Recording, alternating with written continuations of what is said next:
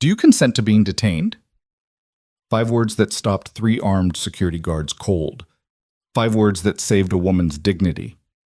5 words spoken by a single father who had no idea he was confronting corporate corruption worth billions. This is the story of Nathan Reed, a Marine veteran who asked one simple question and ignited a firestorm that would expose military fraud, save his daughter from kidnappers, and bring down an empire built on the graves of fallen soldiers. Stay until the end and comment what city you're watching from. I want to see how far this story travels. The fluorescent lights of North Shore Mall hummed with their usual Saturday afternoon indifference, casting that peculiar shade of artificial daylight that made everything look slightly unreal, slightly sterile. Families drifted through the wide corridors like schools of fish, moving from store to store with the practiced aimlessness of weekend shoppers. Children's laughter echoed off the polished tile floors. The smell of cinnamon rolls and fresh pretzels wafted from the food court. It was ordinary, peaceful, safe. Nathan Reed had always appreciated ordinary. He walked slowly, his 7-year-old daughter Lily's small hand tucked securely in his. She skipped slightly with each step, her pink sneakers lighting up with each impact against the floor. Little bursts of color in an otherwise beige world. Her backpack, shaped like a cartoon bunny, bounced against her shoulders. She was humming something, a song from school probably, and every few steps she'd look up at him with those enormous brown eyes that were exact replicas of her mother's. Sarah had been gone for 3 years now. Cancer didn't care that she was only 32, didn't care that she had a 4-year-old daughter who still needed her, didn't care that she'd never done anything to deserve the sentence it handed down. Nathan had learned to live with the absence, to build a life in the space she'd left behind. But moments like these, when Lily looked up at him with that particular expression of complete trust, still caught him in the chest like shrapnel. "Daddy, can we look at the bookstore?" Lily asked, tugging on his hand. "Mrs. Peterson said there's a new book about a girl who talks to dolphins, and I really want it." Nathan smiled, the expression coming easier these days than it had in the first year after Sarah's death. "Sure, sweetheart, but just looking, okay? We need to be smart about money this month." "I know," Lily said with the solemn understanding of a child who'd learned young that money didn't grow on trees. "But looking is free, right?" "Looking is always free." They were passing the central atrium, where a large fountain sprayed water in choreographed patterns, and shoppers sat on the surrounding benches when Nathan first noticed the disturbance. It was subtle at first, a shift in the crowd's energy, a ripple of attention moving away from individual concerns toward a single point of focus. People were slowing down, turning, whispering. That particular kind of whispering that meant something was wrong. Nathan's instincts, honed by 6 years in the Marine Corps and another year working as a legal advisor in the Judge Advocate General's Corps, immediately sharpened. His eyes tracked the source of the disruption. Near the fountain, 3 men in dark blue security uniforms had surrounded a woman. She stood alone in their triangle, her posture unnaturally still, her hands visible and empty at her sides. She was dressed simply: dark jeans, a cream-colored blouse, a leather jacket that looked expensive but understated. Her hair was pulled back in a neat ponytail. She looked to be in her mid-30s, composed, calm. But there was something in the way she held herself that suggested this calm was a choice, not a natural state. It was the stillness of someone choosing not to react. The security guards were a different story entirely.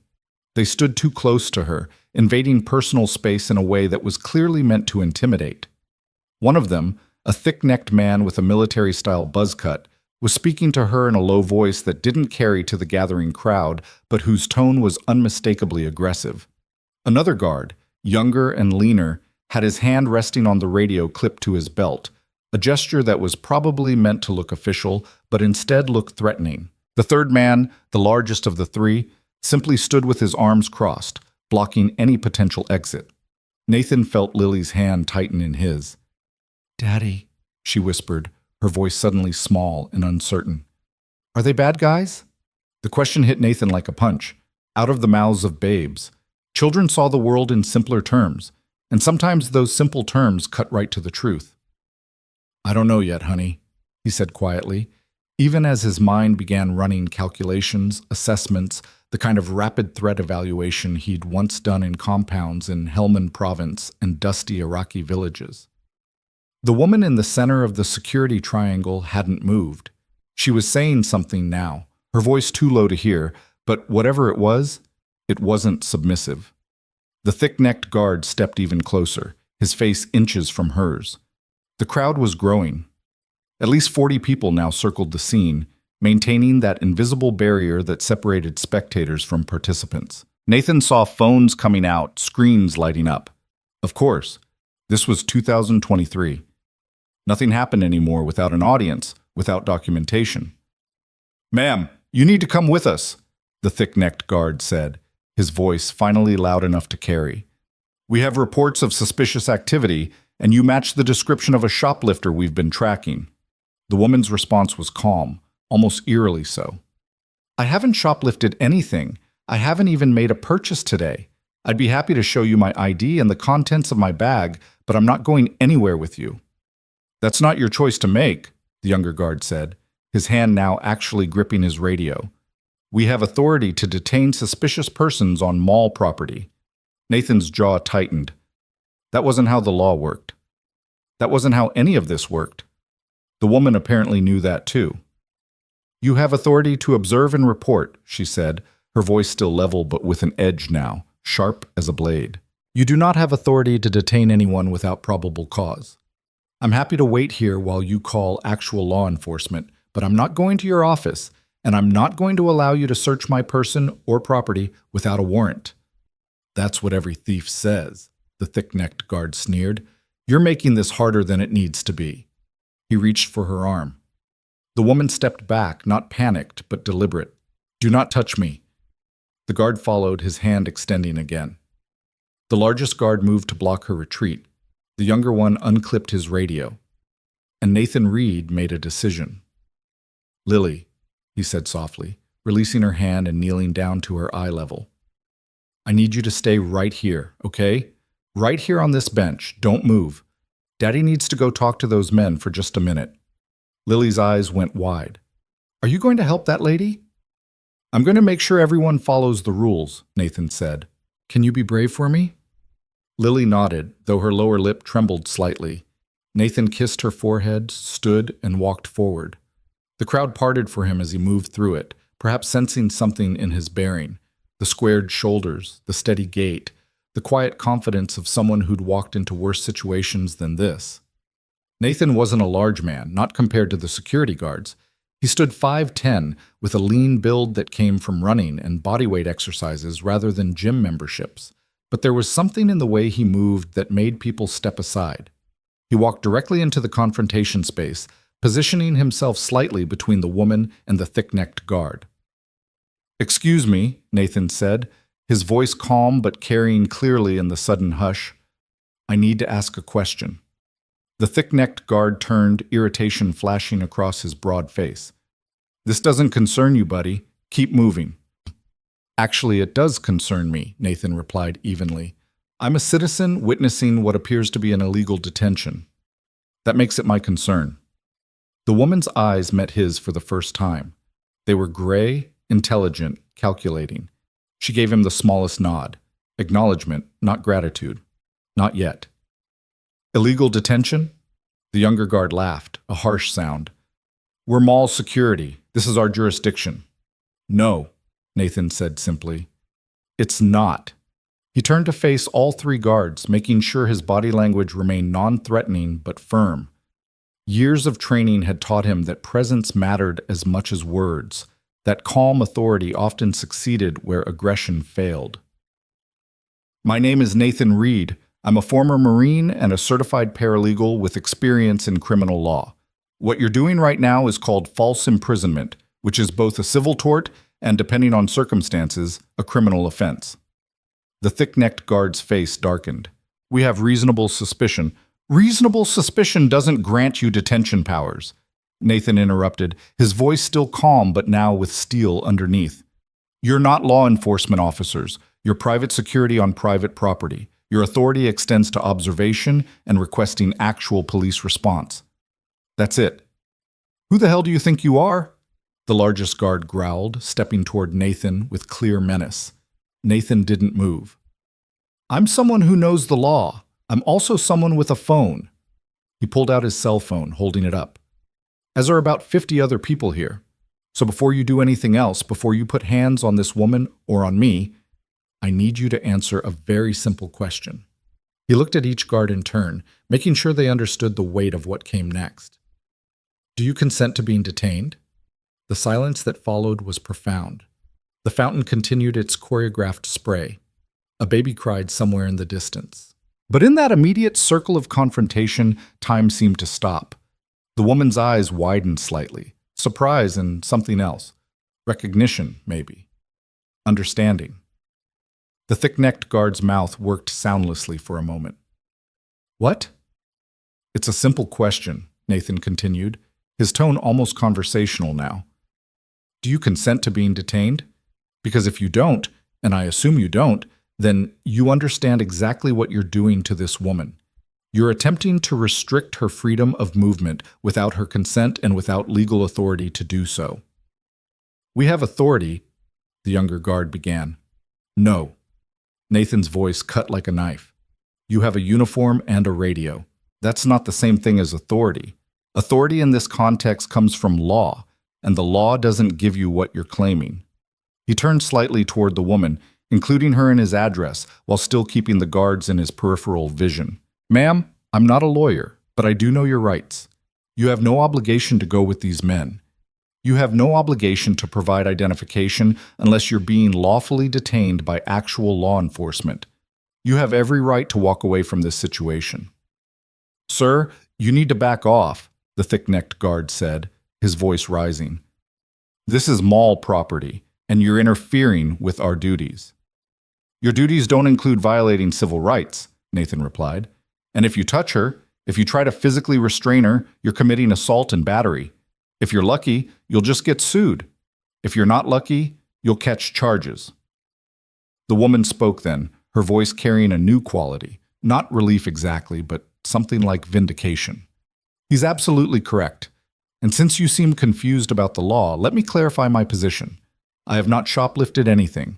I have not committed any crime. I have no obligation to submit to your interrogation or to accompany you anywhere. I'm going to leave now. If you attempt to stop me, I will press charges. Are we clear? The thick-necked guard's hand moved toward her arm again, an automatic gesture of authority challenged. I wouldn't, Nathan said quietly, but with such absolute certainty that the guard froze. Think about what happens next. You grab her. It's on camera. He gestured at the sea of phones. And by tonight, you're the villain in a viral video, assault caught on tape. Your employer gets sued. You probably get charged, all because you couldn't accept that someone knew their rights. For a long moment, the tableau held. Nathan could feel his heart pounding. Adrenaline that he'd learned to control but never eliminate. He was aware of Lily watching from the bench, aware of the crowd pressing closer, aware that he'd just inserted himself into a situation that could still go very wrong. The woman took a small step forward, testing. The guards didn't move. She took another step, moving past the thick-necked guard, past Nathan, walking with careful dignity toward the edge of the crowd. This isn't over, the thick-necked guard called after her, his voice tight with impotent rage. We're going to review the tapes. You're going to do nothing, Nathan said, turning to face him fully now. Because there's nothing to review. And if you harass this woman further, if you follow her, if you make any attempt to continue this, I personally will ensure that every news outlet in the city sees the footage of what just happened here. The woman had stopped at the edge of the crowd, turning back. She looked at Nathan, really looked at him, and he saw something shift in her expression. Then she reached into her jacket pocket and pulled out a slim wallet. She flipped it open. Since we're discussing authority, she said, her voice now carrying a tone of cold satisfaction, let me introduce myself. My name is Alexandra Carter. I'm the Vice President of Internal Investigations at Carter Industries. The color drained from the thick-necked guard's face. Nathan saw recognition flash across all three security men's features, recognition and sudden, dawning horror. Carter Industries, one of the largest defense contractors in the nation, a company that probably employed thousands of people in this state alone. a company that almost certainly had contracts with this mall, with the security firm these guards worked for. Alexandra Carter continued, her voice now carrying the unmistakable ring of someone used to being obeyed. And what you've just done, detaining a senior executive of your client company without cause, threatening assault, attempting intimidation, that's going to be included in my report, along with your names. She looked at each guard's name tag deliberately. Richards, Mendez, Foster, got it. Ma'am, we didn't know, the younger guard, Mendez, began. That's not a defense, Alexandra said sharply. You didn't know because you didn't ask. You saw a woman alone, and you decided you had the power to intimidate her. Well, guess what? You don't. And now you're going to explain to your supervisor why Carter Industries is reviewing its security contracts. She turned to Nathan, and her expression softened fractionally. Thank you. You didn't have to do that. Yes, I did, Nathan said simply. He was suddenly aware of how tired he felt, the adrenaline beginning to ebb. It was the right thing to do. Still, she pulled out a business card, handed it to him. If you need anything, if there's any fallout from this, you call me. My direct line is on there. Nathan took the card, feeling its expensive weight between his fingers. I don't think there will be any fallout. Alexandra glanced at the 3 security guards, who now stood frozen in various postures of defeated humiliation. No, I suspect there won't be. For you, anyway. She nodded to Nathan, then to the crowd, and walked away. The crowd began to disperse, the show over, people returning to their shopping with the particular buzz of those who'd witnessed drama but hadn't been touched by it. Nathan stood for a moment longer, facing the 3 security guards. You should think about what just happened here, he said quietly, so only they could hear. You had power, or thought you did, and you tried to use it to intimidate someone. That's not security. That's not protection. That's just bullying with a badge. Richards, the thick-necked guard, glared at him. You made us look like fools. No, Nathan said. You did that yourselves. I just stopped you from making it worse. He turned and walked back to the bench where Lily sat, her eyes enormous, her hands gripping the edge of the seat. She launched herself at him the moment he was close enough, wrapping her arms around his waist. Daddy, you were so brave, she whispered into his shirt. You helped that lady, just like a superhero. Nathan knelt down, hugging her properly, feeling the rapid beat of her small heart against his chest. Not a superhero, honey. Just a person who knows right from wrong. The guards were bad guys, Lily said with certainty. I knew it. They weren't bad guys exactly, Nathan said, trying to find words that would make sense to a 7-year-old. They just forgot that having power means you have to be careful with it. They forgot that everyone deserves to be treated with respect. Will they be in trouble? Probably, Nathan admitted, but maybe they'll learn something from it. Lily considered this with the seriousness she brought to all moral questions. Then she brightened. Can we still go to the bookstore? Nathan laughed, tension releasing from his shoulders. Yeah, sweetheart, we can still go to the bookstore. They walked together toward the mall's south wing, Lily chattering about the book she wanted to see, about how she was going to tell her friend Emma about how her daddy stood up to the bad security guards, about whether dolphins really could talk or if it was just pretend in the book. Nathan let her talk, responding when appropriate, but his mind was elsewhere. He was thinking about Alexandra Carter's expression when he'd asked that question. Do you consent? And how something in her eyes had shifted. Recognition of the trap that question created, the logical judo it performed. He was thinking about the business card in his pocket and wondering if he'd ever have reason to call that number. He was thinking about the footage that was probably already being uploaded to TikTok and Twitter and Facebook, about how these moments spread now in ways that would have been impossible just a generation ago. Mostly, he was thinking about how ordinary evil could be. 3 men in uniforms, probably making $15 an hour, who'd gotten used to people being afraid of them. Who'd forgotten, or maybe never learned, that authority without accountability was just another word for tyranny. The bookstore was warm and smelled of paper and coffee. Lily made a beeline for the children's section, her earlier fear already fading into the resilient bounce back that Nathan both envied and treasured in her. He followed more slowly, pulling out his phone to check the time. 2:17. They had maybe another hour before they needed to head home so Lily could do her homework before dinner. Nathan made a mental note of the schedule. Dinner at 6, bath at 7, reading time at 7:30, lights out by 8:15. The structured rhythm of single parenthood, the careful choreography that kept chaos at bay. His phone buzzed. A text from an unknown number. "This is Alexandra Carter." It's Alexandra. "I wanted to follow up from the mall incident. Would you be willing to meet for coffee this week? I'd like to thank you properly, and I have some questions about your background. You said you were a Marine?" Nathan stared at the text, surprised. He hadn't expected this. A thank you, maybe, but not a request to meet. He hesitated, his thumb hovering over the reply field. "Daddy, look!" Lily's voice called from deeper in the store. "They have the whole series!" "Coming, honey," Nathan called back. He typed a quick response. "I'm free most afternoons. What works for you?" The response came almost immediately. "Tomorrow, 3 p.m., there's a cafe called The Drowsy Poet on Westbrook Avenue. I'll be there." Nathan pocketed his phone and went to find his daughter, who was sitting cross-legged on the floor in front of a display of dolphin-themed books, her face radiant with the particular joy that reading brought her. She looked up as he approached. "Daddy, there are 7 books. 7. And they're all about this girl named Marina who can understand what dolphins are saying, and she has to help them save the ocean. And there are bad guys who want to catch the dolphins and—" "Breathe," Nathan said, smiling. "One thing at a time." "Can I get the first one, please? I'll read it super carefully and I'll make it last a whole week." And "Yes," Nathan said. The book was $7.99. He could make that work. "But you have to promise to take care of it." "I promise!" Lily jumped up, clutching the book to her chest like treasure. "Thank you, Daddy. Thank you, thank you, thank you."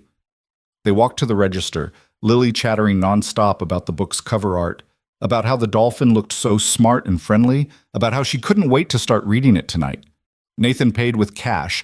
He tried to avoid using the credit card unless absolutely necessary, and they left the store with Lily already reading the back cover synopsis aloud. The mall had returned to its normal rhythm, the incident at the fountain already forgotten by most of its witnesses. But Nathan knew better. Those videos were out there now, spreading through the digital ecosystem with the viral inevitability of anything that combined conflict, justice, and a clear moral stance. By tonight, thousands of people would see what had happened. By tomorrow, maybe millions. He wasn't sure how he felt about that. They drove home in his 12-year-old Honda Civic, Lily reading quietly in the back seat, or trying to read, her lips moving silently over the words, her finger tracing the lines. The car needed new tires soon. The check engine light had been on for 3 weeks. Nathan added both to his mental list of things to handle. Their apartment was a 2-bedroom on the 3rd floor of a complex that had been built in the 70s and looked it. The rent was $1,350 a month, which was cheap for the area but still ate up most of Nathan's income from his work as a document reviewer for a legal processing company. The work was mind-numbing, reading through thousands of pages of contracts and emails for litigation cases, but it paid the bills and, more importantly, it let him work from home on a flexible schedule. Sarah's life insurance had helped, but Nathan had put most of that money in a college fund for Lily. Some for emergencies, yes, but the rest was untouchable. Sarah would have wanted that. "Homework time," Nathan announced as they entered the apartment. Lily groaned dramatically but didn't really protest. She was a good kid, responsible beyond her years in some ways. She'd had to grow up fast. While Lily worked on her math worksheet at the kitchen table, Nathan started dinner, spaghetti with meat sauce, simple and cheap and Lily's favorite. He moved through the familiar motions, browning the ground beef, pouring the jarred sauce, setting water to boil, and his mind drifted back to the mall. That woman, Alexandra Carter, had been completely calm. Even surrounded, even threatened, she'd maintained that eerie stillness. Nathan recognized it because he'd cultivated something similar during his time in the service. The ability to stay centered when everything was chaos, to think clearly when the brain wanted to panic. It was a survival skill, and it wasn't natural. It was learned. Which meant Alexandra Carter had been in bad situations before. He stirred the sauce, added oregano and garlic powder, and wondered what kind of life left someone that calm under pressure. Vice President of Internal Investigations for a defense contractor. That was serious business. That meant she dealt with fraud, with embezzlement, with all the ways that power and money corrupted even in legitimate industries. The water reached a boil. Nathan added the pasta, set the timer. "Daddy," Lily called from the table, "what's 7 times 8? "What do you think it is?" Nathan called back, the standard parent response. 56? That's right. See? You knew it. I wasn't sure, though. Being unsure but still getting the right answer is better than being sure and getting it wrong, Nathan said. He told her this before, and he'd keep telling her. Confidence was good, but humility was better. They ate dinner together at the small kitchen table, Lily recounting her school day between bites of spaghetti. Who said what at lunch? How Emma got in trouble for talking during math. How their teacher, Mrs. Peterson, was reading them a chapter book about a mouse who went on adventures. Normal kid stuff. Beautiful, ordinary, precious kid stuff.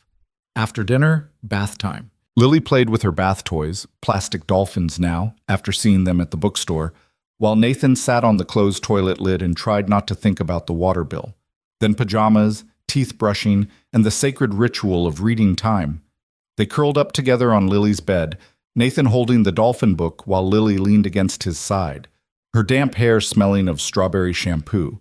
He read aloud, doing different voices for the characters, making Lily giggle at his attempt at a dolphin voice. By the time they finished Chapter 2, Lily's eyes were heavy. Nathan turned off the main light, leaving only the small nightlight that cast starfish-shaped shadows on the ceiling. "Daddy," Lily murmured, already half asleep. "What you did today at the mall. Mommy would have been proud." The words hit Nathan like a physical blow, sweet and painful at once. He kissed Lily's forehead. "I hope so, honey. I hope so." "She'd say you were brave." "Your mom was the brave one," Nathan whispered. "She's where you get it from." But Lily was already asleep, her breathing deepening into the profound stillness of childhood rest. Nathan sat for a moment longer, watching her in the dim light, feeling the familiar ache of love and loss tangled together. Then he stood quietly, pulled her blanket up to her shoulders, and left the room, cracking the door just enough to hear her if she called. In the living room, Nathan collapsed onto the couch, a second-hand thing he'd gotten from Craigslist that sagged in the middle but was comfortable enough. He pulled out his phone, almost afraid to look at social media, but knowing he needed to. The video was everywhere. It had been uploaded by at least a dozen different people, from a dozen different angles. The most popular version, posted by someone with the handle @mallwatchdog, had already gotten 3 million views. The caption read, "Single dad destroys security guards trying to illegally detain innocent woman. This is what standing up looks like." Nathan watched the video with a strange sense of detachment, seeing himself from the outside. He looked calmer on camera than he'd felt, his voice steady, his body language controlled. The moment when he asked, "Do you consent to being detained?"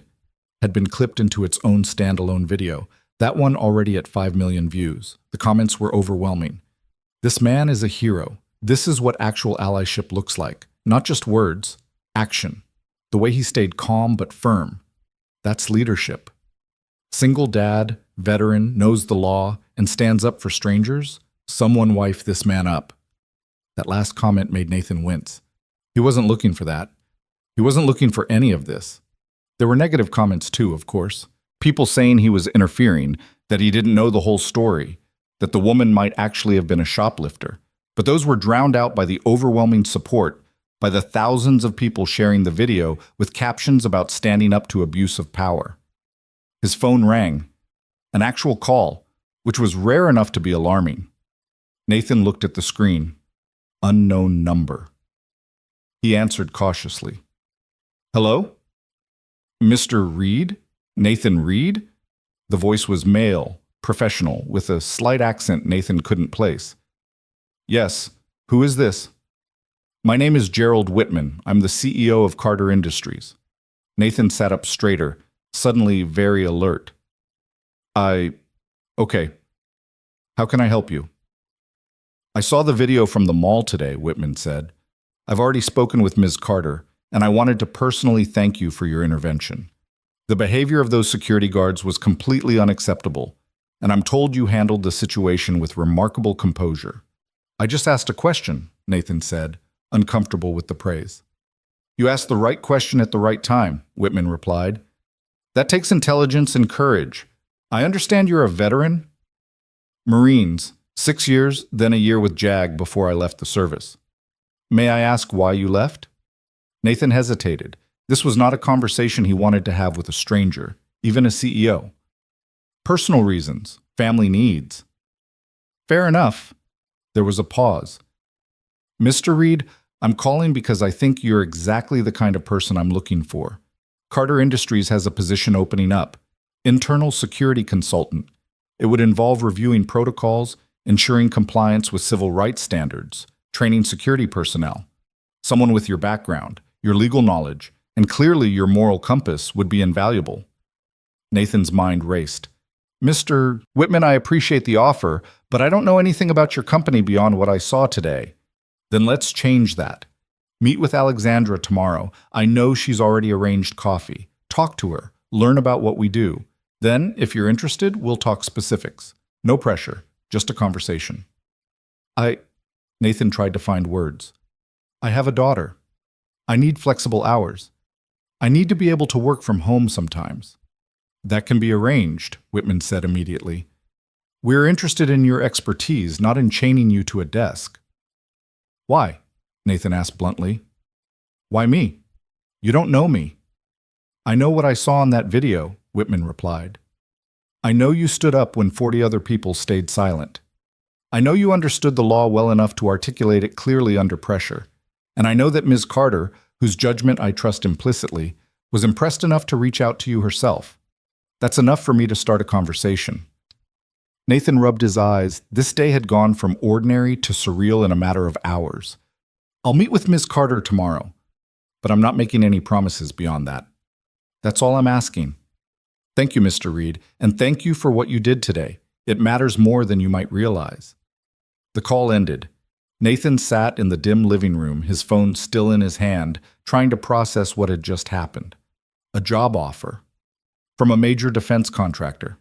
Because of a 2-minute confrontation in a mall. He pulled up his laptop, typed Carter Industries into Google. The results were extensive. A company with 40 years of history contracts with the Department of Defense worth hundreds of millions, manufacturing facilities in 6 states. They made everything from tactical communications equipment to drone components to armored vehicle parts, defense contractors. Nathan had dealt with them during his time in JAG, had seen both the good and the bad. Companies that supported the mission and kept soldiers safe, and companies that cut corners and filed fraudulent claims and cared more about profit margins than the people using their equipment. He clicked on a news article from 3 months ago. Carter Industries faces inquiry over defective radio equipment. Another article, older. Whistleblower claims Carter Industries sold substandard body armor components. Nathan's jaw tightened. So there were problems.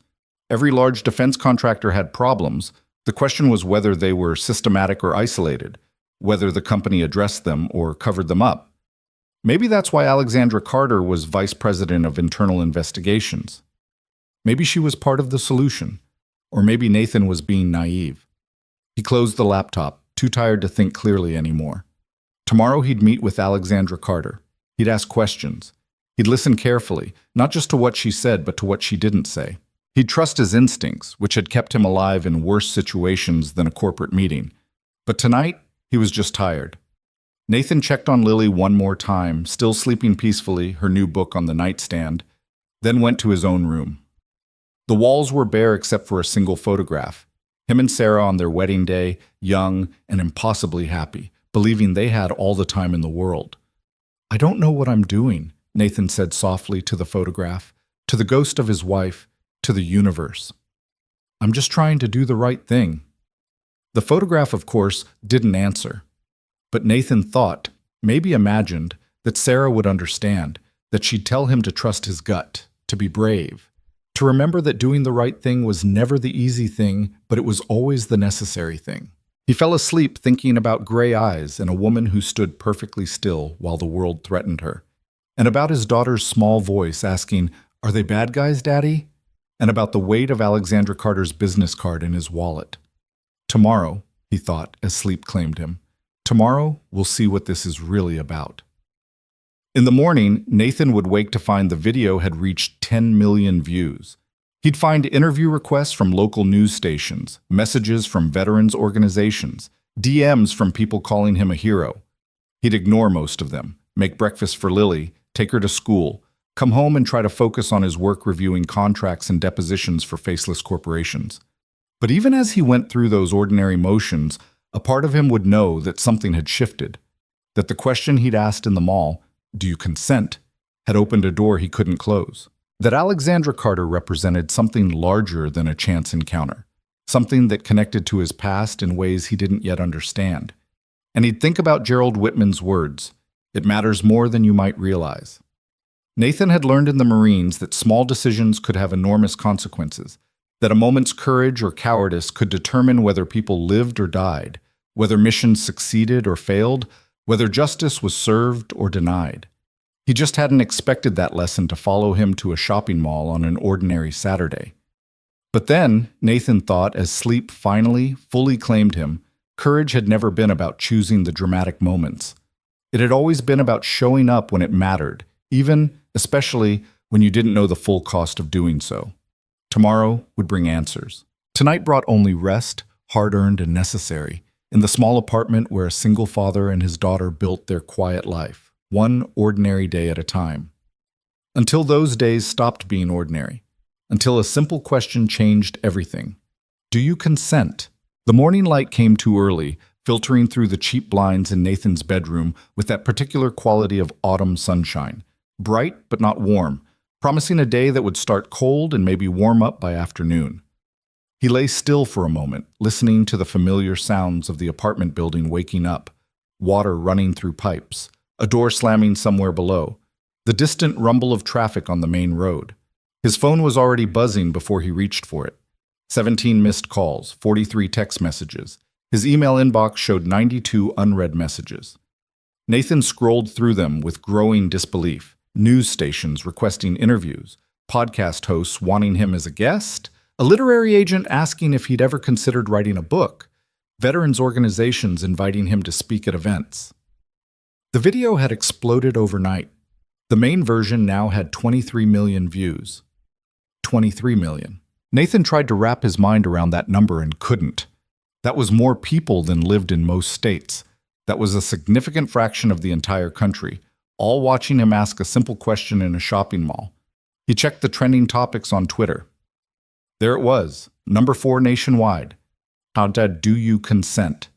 People were using his question as a rallying cry against abuse of power, posting their own stories of standing up to authority, creating memes and graphics and debate threads about civil rights and the limits of private security. Some lawyer had posted a 10-minute video breaking down the legal principles Nathan had cited, calling it a masterclass in de-escalation through knowledge. A criminology professor had written a thread analyzing the power dynamics, praising Nathan's tactical empathy. It was overwhelming. It was terrifying. It was completely contrary to everything Nathan wanted, which was to be left alone to raise his daughter in peace. "Daddy?" Lily's voice called from her room. "Are you awake?" "I'm up, sweetheart," Nathan called back, setting the phone down with relief. Here, at least, was something simple and real. "Come here." Lily appeared in his doorway, still in her pajamas, her hair a mess from sleep. She climbed onto his bed and burrowed into his side, warm and solid and infinitely precious. "Did you sleep okay?" Nathan asked, wrapping an arm around her. "I had a dream about dolphins," Lily said. "They could really talk, like in my book, and they told me secrets about the ocean." "What kind of secrets?" "Where all the treasure is hidden." Lily's voice was dreamy, still half in the memory of the dream. "And where the mermaids live, and why the ocean is salty." "Why is the ocean salty?" Nathan asked, playing along. "Because the mermaids cry when they're sad, and their tears are made of salt," Lily said seriously. "The dolphins told me." Nathan smiled, kissed the top of her head. "Those are some very wise dolphins." They lay together for a few more minutes, and Nathan tried to hold on to this moment, to remember that whatever chaos was happening in the digital world, this was what actually mattered. This small person who still believed in mermaids and talking dolphins, who trusted him completely, who depended on him for everything. Eventually they got up, went through the morning routine. Breakfast, scrambled eggs and toast. Getting dressed, Lily insisted on wearing her dolphin shirt, packing her backpack, making sure she had her homework and her lunch money, the ordinary choreography that structured their days. "Daddy?" Lily said as Nathan was helping her with her jacket. "Are you famous now?" The question caught him off guard. "What makes you ask that?" "Emma's mom texted my tablet last night. She said you're on the news, that lots of people are watching the video of you helping that lady." Lily looked up at him with those enormous eyes. "Are you?" Nathan knelt down to her level. "Some people saw what happened at the mall, and they shared it with other people. But I'm not famous, honey. I'm just your dad. Emma's mom said you're a hero." "Emma's mom is very kind," Nathan said carefully. "But what I did wasn't hero stuff. It was just the right thing to do. Anybody could have done it." "But they didn't," Lily pointed out with perfect 7-year-old logic. "You did." Nathan had no answer to that. He just hugged her, breathing in the strawberry scent of her shampoo, and wished the world was simpler. The drive to Lily's school took 15 minutes. Nathan walked her to the front entrance, as he always did, but today felt different. Other parents were looking at him, whispering. One woman, Emma's mother, he realized, actually approached him. "Mr. Reed," she said, her voice warm, "I just wanted to say thank you for what you did yesterday. My husband and I watched the video last night, and we were both so impressed. You're exactly the kind of role model we need more of." "I appreciate that," Nathan said, uncomfortable with the attention. "But really, You stood up when others didn't," Emma's mother interrupted. "That matters. That really matters." Nathan nodded, not trusting himself to say more. Lily was tugging on his hand, wanting to go find Emma. He let her go, watched her run into the building with her backpack bouncing, and tried to ignore the feeling that his life was spinning out of his control. Back at the apartment, Nathan tried to focus on work. He had 300 pages of contract review to complete by Friday, tedious stuff involving intellectual property disputes in the tech sector. He opened the files, started reading, but his mind kept drifting. At 2:30, he saved his work and changed clothes. Nothing fancy, just clean jeans and a button-down shirt, but he wanted to look presentable for the meeting with Alexandra Carter. He had no idea what to expect from this conversation, what she wanted beyond a thank you, what it might mean for his carefully structured life. The Drowsy Poet was a small cafe on a quiet street, the kind of place that served $12 lattes and had mismatched furniture that was supposed to look vintage, but probably just came from estate sales. Nathan arrived 10 minutes early and ordered a black coffee, $3, which was still ridiculous, and found a table near the back. Alexandra Carter walked in exactly at 3 o'clock. She looked different than she had at the mall, less guarded somehow. She wore dark slacks and a gray sweater, her hair down around her shoulders instead of pulled back. She spotted Nathan immediately and walked over with a slight smile. "Mr. Reed," she said, extending her hand, "thank you for meeting me." "Nathan, please," he said, shaking her hand. Her grip was firm, confident. "And thank you for the invitation, though I have to admit I'm not entirely sure what this is about." "Honestly?" Alexandra sat down across from him, setting her own coffee on the table. "Neither am I, completely. I wanted to thank you, obviously, but I also wanted to understand who you are." "I'm nobody," Nathan said simply. "A single dad trying to get by." "You're a Marine veteran with legal training who stayed calm under pressure and knew exactly how to defuse a situation that could have turned violent," Alexandra countered. "That's not nobody. That's someone with very specific skills and experience." Nathan sipped his coffee, studying her. "Gerald Whitman called me last night, offered me a job I didn't apply for." "I know. I recommended it." Alexandra's gray eyes met his steadily. "But before we talk about that, I want to know something. Why did you step in yesterday?" "The truth." "I told you the truth. It was the right thing to do." "Most people don't do the right thing," Alexandra said. "Most people pull out their phones and watch. You got involved. Why?" Nathan thought about how to answer that, how much to reveal to this stranger who wasn't quite a stranger anymore. "My daughter asked me if those security guards were bad guys, and I realized she was right, not in a cartoon villain way, but in the way that matters. They were using power they didn't have to intimidate someone who couldn't fight back. If I'd walked away, what would I have been teaching her?" Something shifted in Alexandra's expression, a softening that suggested he'd said something important. You have a daughter, Lily, right? I saw her in the video waiting on the bench. 7 years old, best thing in my life. Her mother? Died 3 years ago, cancer. Nathan's voice was flat, the way it always was when he talked about Sarah. Emotion was easier to manage when you kept it locked down tight. I'm sorry. Alexandra's sympathy sounded genuine. That must be incredibly difficult. We manage, Nathan deflected, but you didn't ask me here to talk about my family situation. What do you want, Ms. Carter? Alexandra, and I want to know if you're interested in that job offer. She pulled out a folder from her bag, set it on the table between them. This is preliminary information about Carter Industries, what we do, who we are, the position Gerald mentioned. But before you look at it, I need to tell you something. Nathan waited. The situation at the mall yesterday wasn't random, Alexandra said quietly. I was at that mall because I was following up on a lead. We've had reports of security personnel at various client sites using intimidation tactics, demanding illegal searches, threatening people. I wanted to see it firsthand. You set yourself up as bait, Nathan said, understanding. I did. And it worked, though not quite the way I expected. Alexandra's smile was wry. I thought I'd gather evidence, file a report, get the company to review its contracts. What I didn't expect was someone to actually intervene, or to articulate the legal principles so clearly that 3 trained security guards backed down. They weren't trained, Nathan said. Not properly. Anyone with real law enforcement training would have known better.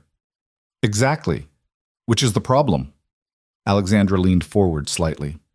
Nathan, Carter Industries has contracts with dozens of security firms. We employ thousands of security personnel at our facilities. And I'm increasingly convinced that many of them don't understand the legal limits of their authority. They think a uniform gives them power, and nobody corrects them until something goes wrong. So you want me to what? Train them? I want you to help me build a program that ensures this never happens again, Alexandra said. Training, yes, but also protocols, accountability measures, regular audits.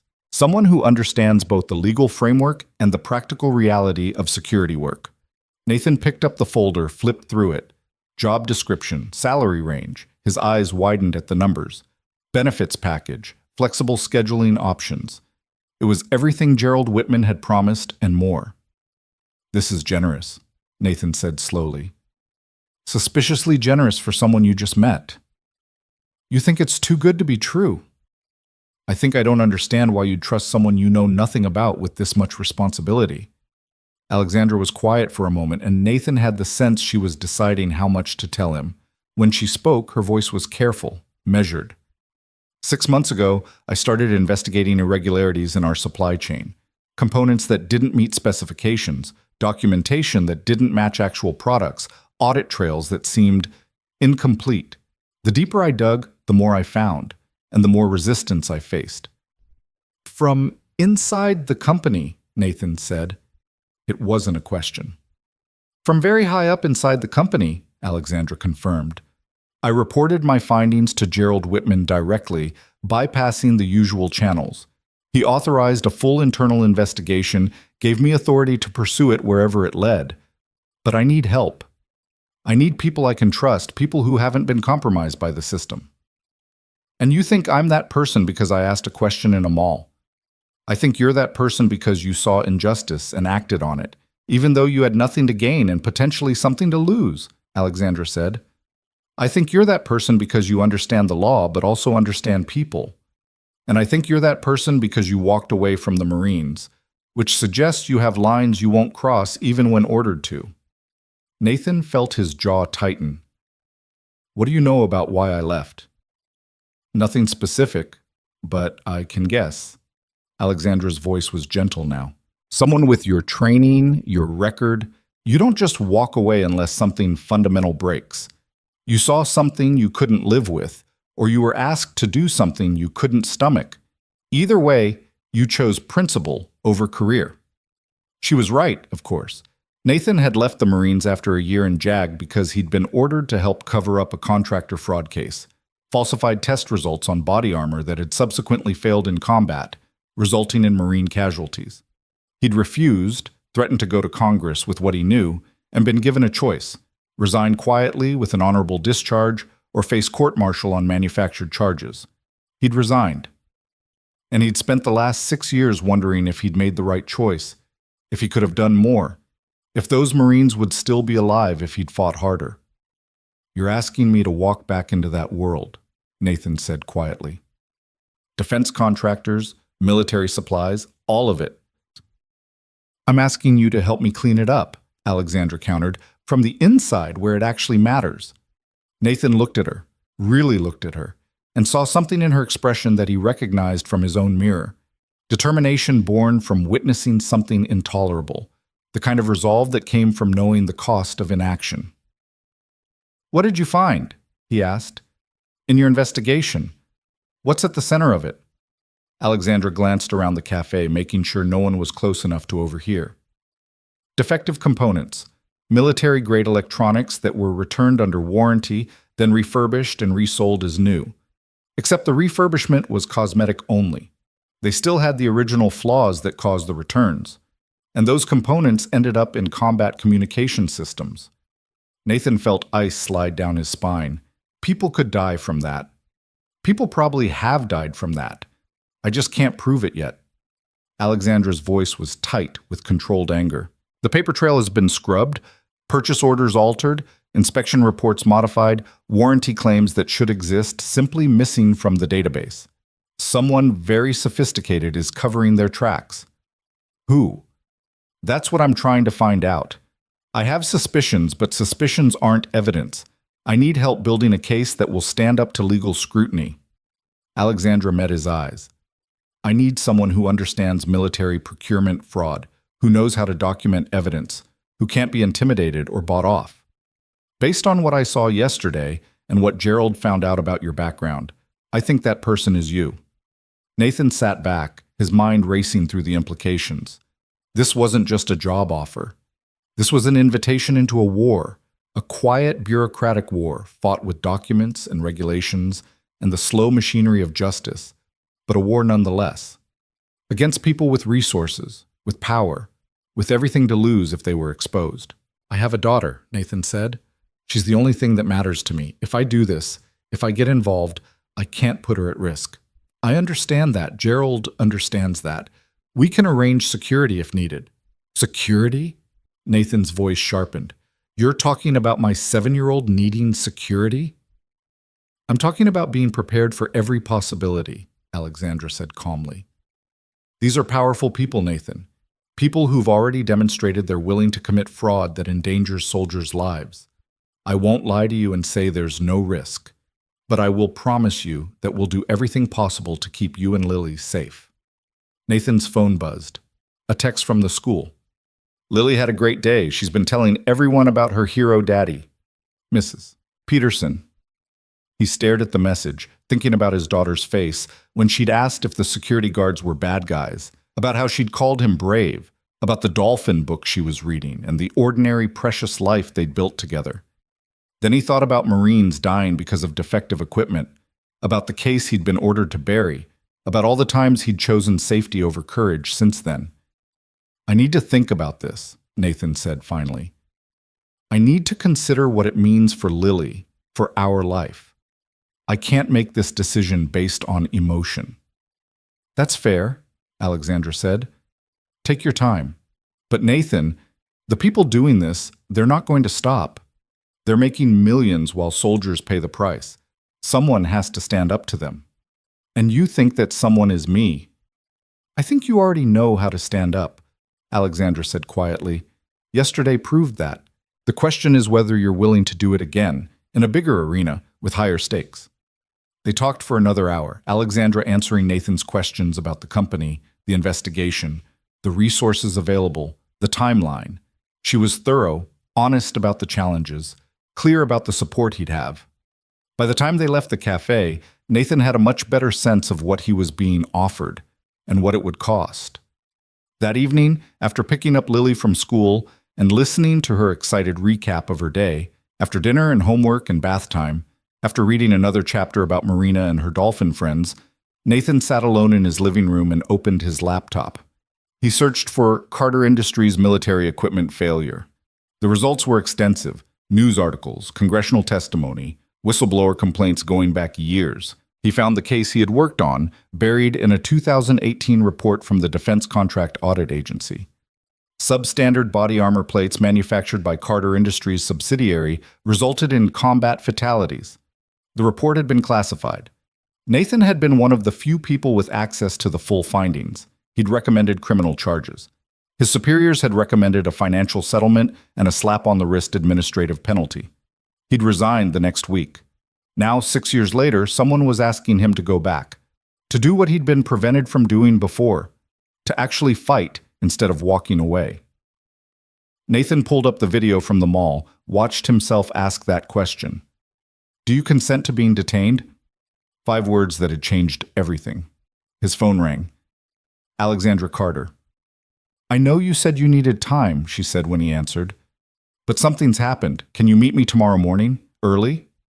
"How early?" 7 a.m. "There's a diner called Rosie's on 5th Street. "What happened?" Alexandra's voice was tense. "Someone broke into my office tonight. They didn't take anything obvious, but files were disturbed. Specifically, files related to the supply chain investigation. Someone knows I'm looking, Nathan, and they're getting nervous." Nathan felt the old familiar rush of adrenaline, the sharpening of senses that came with recognizing a threat. "Are you safe?" "I'm fine. I'm at home. Doors locked.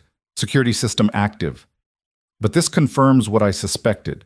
We're dealing with people who are willing to cross lines, which means I need to know, are you in or are you out? Because if you're in, we need to move fast. And if you're out, I need to find someone else." Nathan looked at the photograph of Sarah on the wall, at the door to Lily's room where his daughter slept peacefully, at the simple apartment that represented everything he'd built after walking away from his principles. He thought about the question Lily had asked. Are they bad guys? He thought about the Marines who died wearing defective armor while bureaucrats covered up the evidence. He thought about Alexandra Carter standing alone in that mall, surrounded by men who thought their uniforms gave them the right to intimidate her. "I'm in," Nathan said, "but we do this my way. Everything documented, everything legal, everything by the book. No shortcuts, no compromises. We build a case that's airtight." He could hear the relief in Alexandra's voice. "That's exactly what I was hoping you'd say. Tomorrow morning then, 7 a.m. "I'll be there."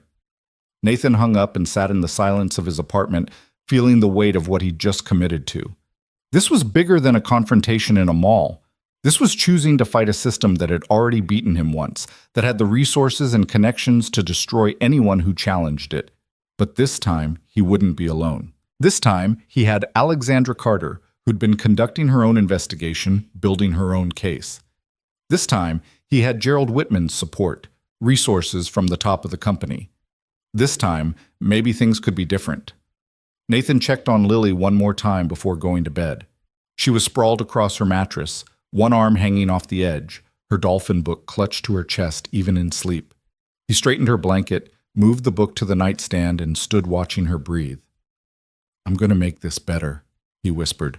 "For you, for all the kids whose parents don't come home, because someone decided profits mattered more than lives.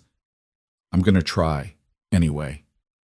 Lily stirred, murmured something about dolphins, then settled back into deep sleep.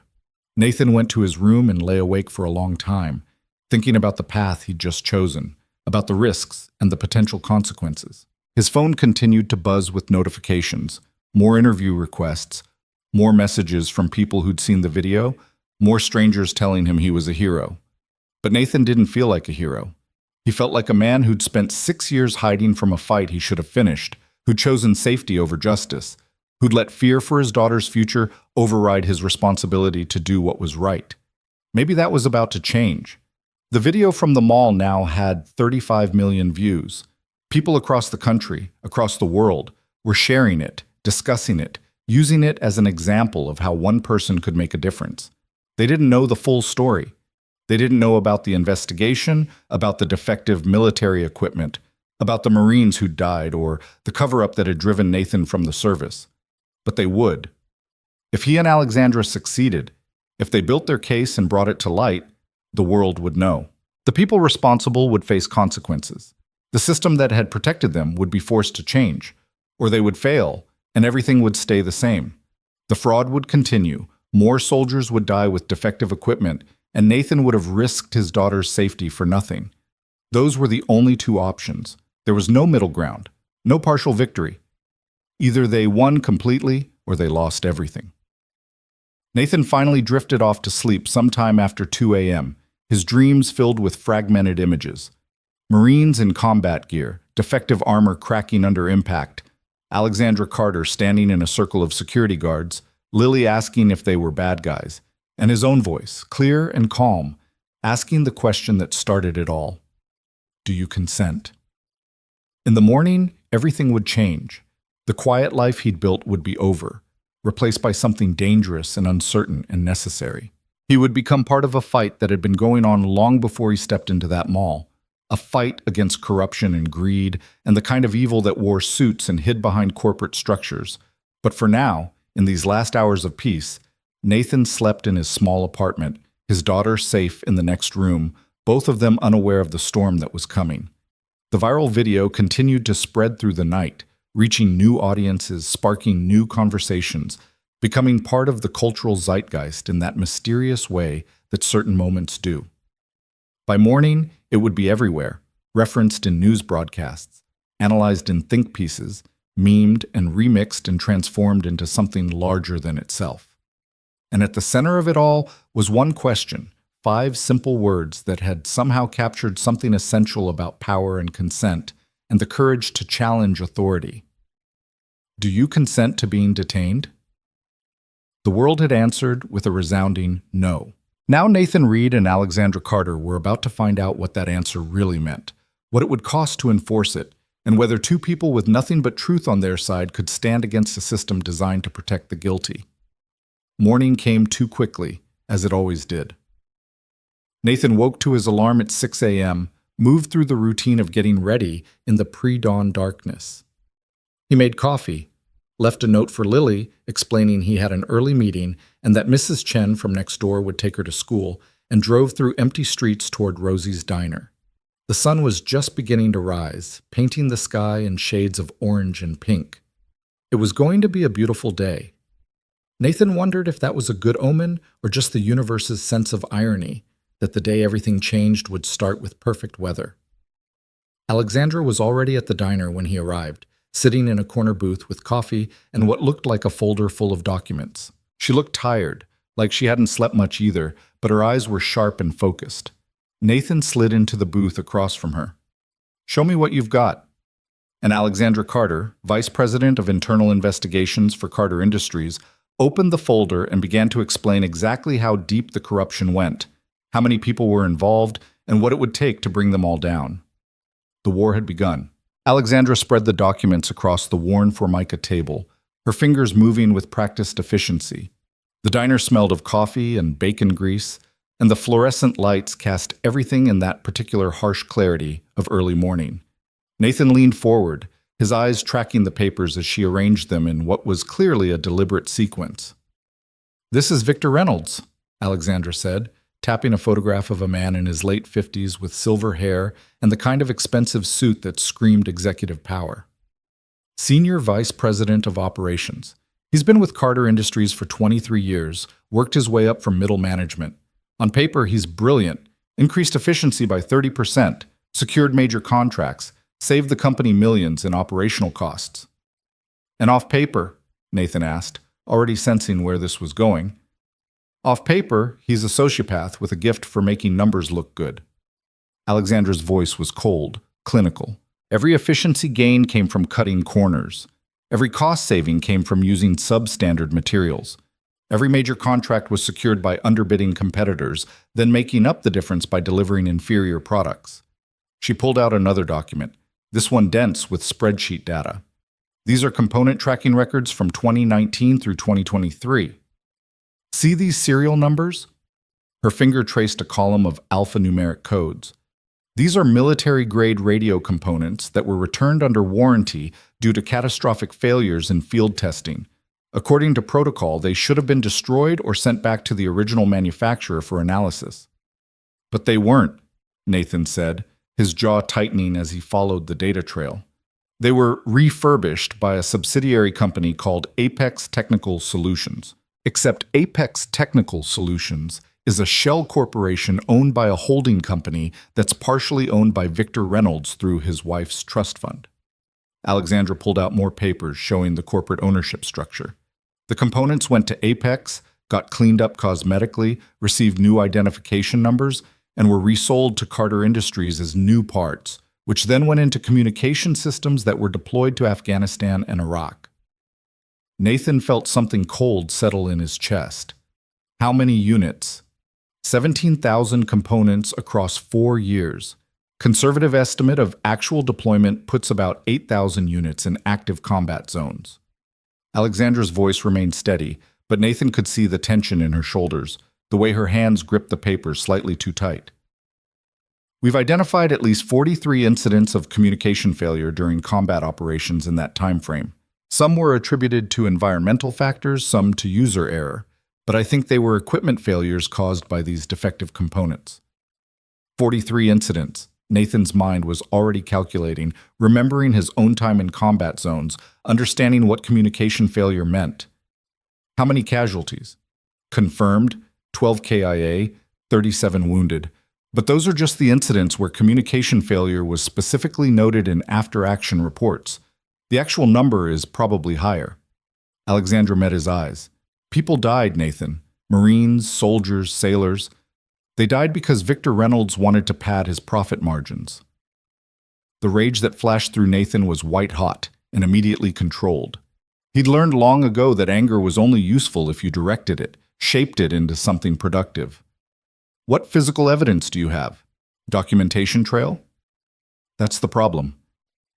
Alexandra pulled out another stack of papers, these marked with red tabs. The original warranty claims exist. I found them in archived databases. But the chain of custody records for those components are gone, deleted from the primary systems, and the backup archives were corrupted during a server migration 2 years ago. The purchase orders from Apex show only generic component descriptions, nothing linking them to the returned units, and the quality control inspections for the new components were all signed off by the same 3 inspectors who've since left the company. Let me guess, Nathan said. Generous severance packages, non-disclosure agreements, and they're now untraceable? 2 moved overseas, 1 died in a car accident 6 months after leaving. Alexandra's expression was grim. I've been trying to build a case for 6 months, and every time I get close to something solid, the evidence disappears or the witnesses become unavailable. Nathan studied the documents, his mind working through the implications. This wasn't just corporate fraud. This was a systematic cover-up involving multiple people, significant resources, and a level of sophistication that suggested planning and coordination. You said someone broke into your office last night. What were they after? These. Alexandra gestured at the papers spread between them. Or at least the digital versions. I keep everything backed up in 3 places. My office computer, a secure cloud server, and a physical drive that I keep at home. They got into my office system, but I don't think they found the cloud backup. Not yet, anyway. How did you secure the cloud server? Through a personal account, not company infrastructure. It's not perfect, but it's better than keeping everything on company servers where Reynolds or his people could access it. Alexandra paused, took a sip of her coffee. The break-in tells me we're running out of time. They know I'm investigating. They know I'm close to something, and they're getting desperate. Nathan pulled out his phone, opened the Notes app. Okay, let's approach this systematically. What we need is a case that's ironclad, evidence that can't be disputed, witnesses who can corroborate, documentation that establishes both the fraud and the cover-up. We build it layer by layer until there's no way for them to wiggle out. That's what I've been trying to do, but you've been doing it alone, Nathan interrupted gently.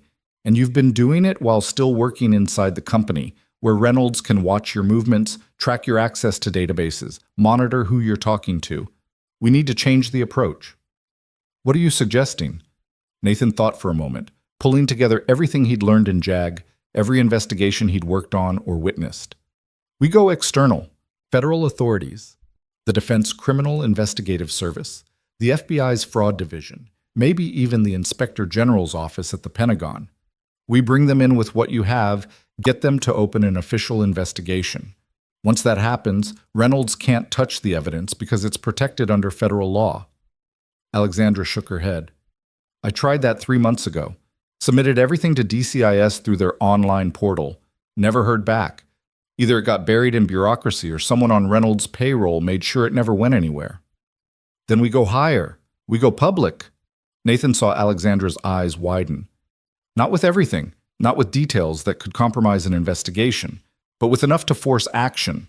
We leak the basic story to a journalist who specializes in defense contractor fraud. Once it's in the news, once there's public pressure, the authorities have to respond. That's risky, Alexandra said slowly.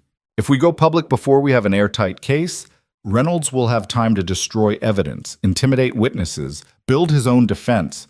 We might lose our only chance. And if we wait until we have an airtight case, we might end up dead, Nathan said bluntly. That break-in last night was a warning. The next step is direct action against you, against anyone helping you. We need to move fast, and we need to make sure our survival is tied to the information getting out. If something happens to us, the story goes public automatically. Alexandra considered this, her analytical mind clearly working through scenarios and probabilities. Finally, she nodded. Okay, but we need more first. We need at least one witness who will go on record, someone who can directly connect Reynolds to the fraud. And we need the smoking gun, something that proves beyond doubt that he knew the components were defective and authorized their reuse anyway. Do you have candidates for the witness? Maybe. There's a retired quality control manager named Marcus Webb. He left the company 5 years ago, before the big severance packages and NDAs became standard. He was one of the people who initially flagged the component failures. I've reached out to him twice, but he won't talk to me. Says he's done with Carter Industries, wants nothing to do with it. Let me try, Nathan said. Sometimes a different approach works. What about the smoking gun? That's harder. If it exists, it's probably in Reynolds' personal files, emails, memos, something that shows he was aware of the fraud. But his office is in the executive suite, high security, monitored access. I can't just walk in and search his computer. Nathan was quiet for a moment thinking. Then he pulled out the business card Gerald Whitman had given him. What if we bring Whitman in? Tell him everything, get his authorization to investigate Reynolds directly. I've thought about that, Alexandra admitted. But I don't know if we can trust him completely. He's the CEO. He has to have known something was wrong. The question is whether he was willfully blind or actively complicit. You said he authorized your investigation. He did. But that might just be him covering his own ass, making sure he looks clean when this blows up. I need more time to figure out where his loyalties really are. Nathan understood the caution. In his experience, the higher you went in any organization, the murkier the ethics became. Good people made compromises. Decent people looked the other way. And the truly corrupt learned to insulate themselves with layers of plausible deniability. All right, Nathan said. We work on 2 tracks simultaneously. I'll approach Marcus Webb, see if I can get him to talk. You focus on finding that smoking gun, but carefully. No direct access to Reynolds' office until we have better security. In the meantime, we document everything we have, create multiple backups, and establish a dead man's switch. If something happens to either of us, the information goes to 3 journalists and 2 federal agencies automatically. How do we set that up? I know a guy. Former Marine, works in cybersecurity now. He owes me a favor. Nathan was already typing a message on his phone.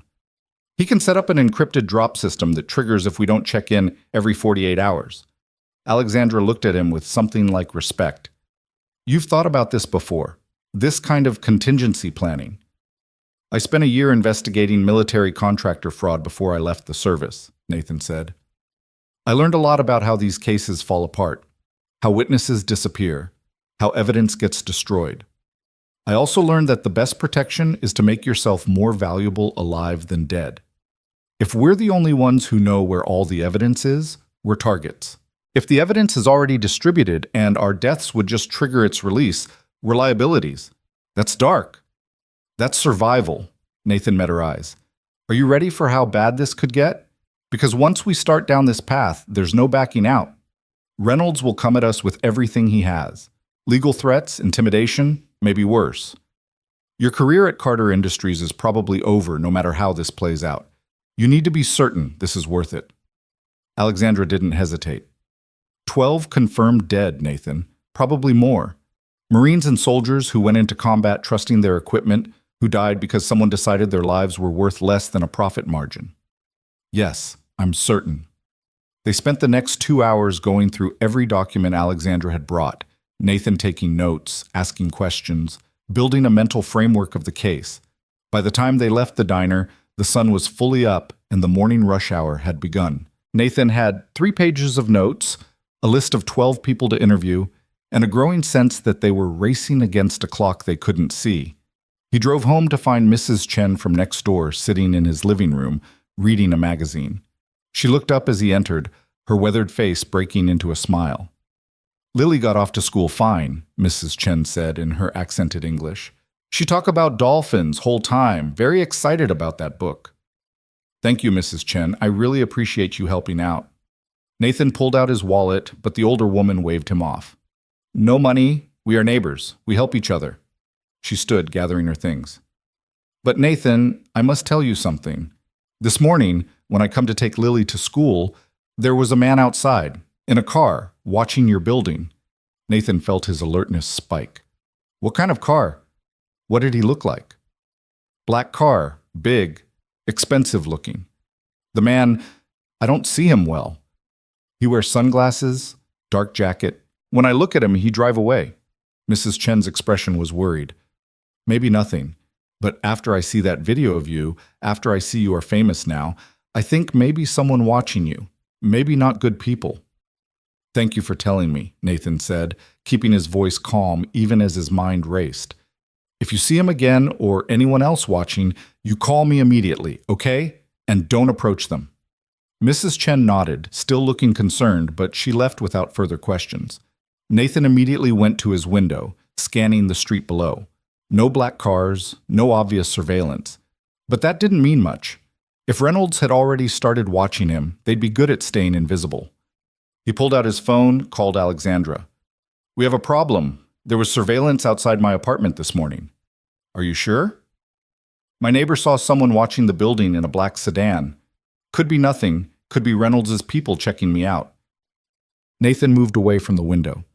"Either way, we need to assume we're being monitored now. Cell phones, emails, physical locations, everything." "Damn it."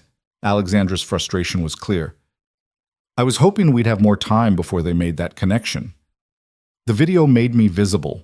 Anyone who wants to know who I am and where I live can find out in 5 minutes of internet searching." Nathan was already thinking through the implications. "We need to be smarter about communication. Burner phones, encrypted apps, face-to-face meetings only in public places where we can spot surveillance.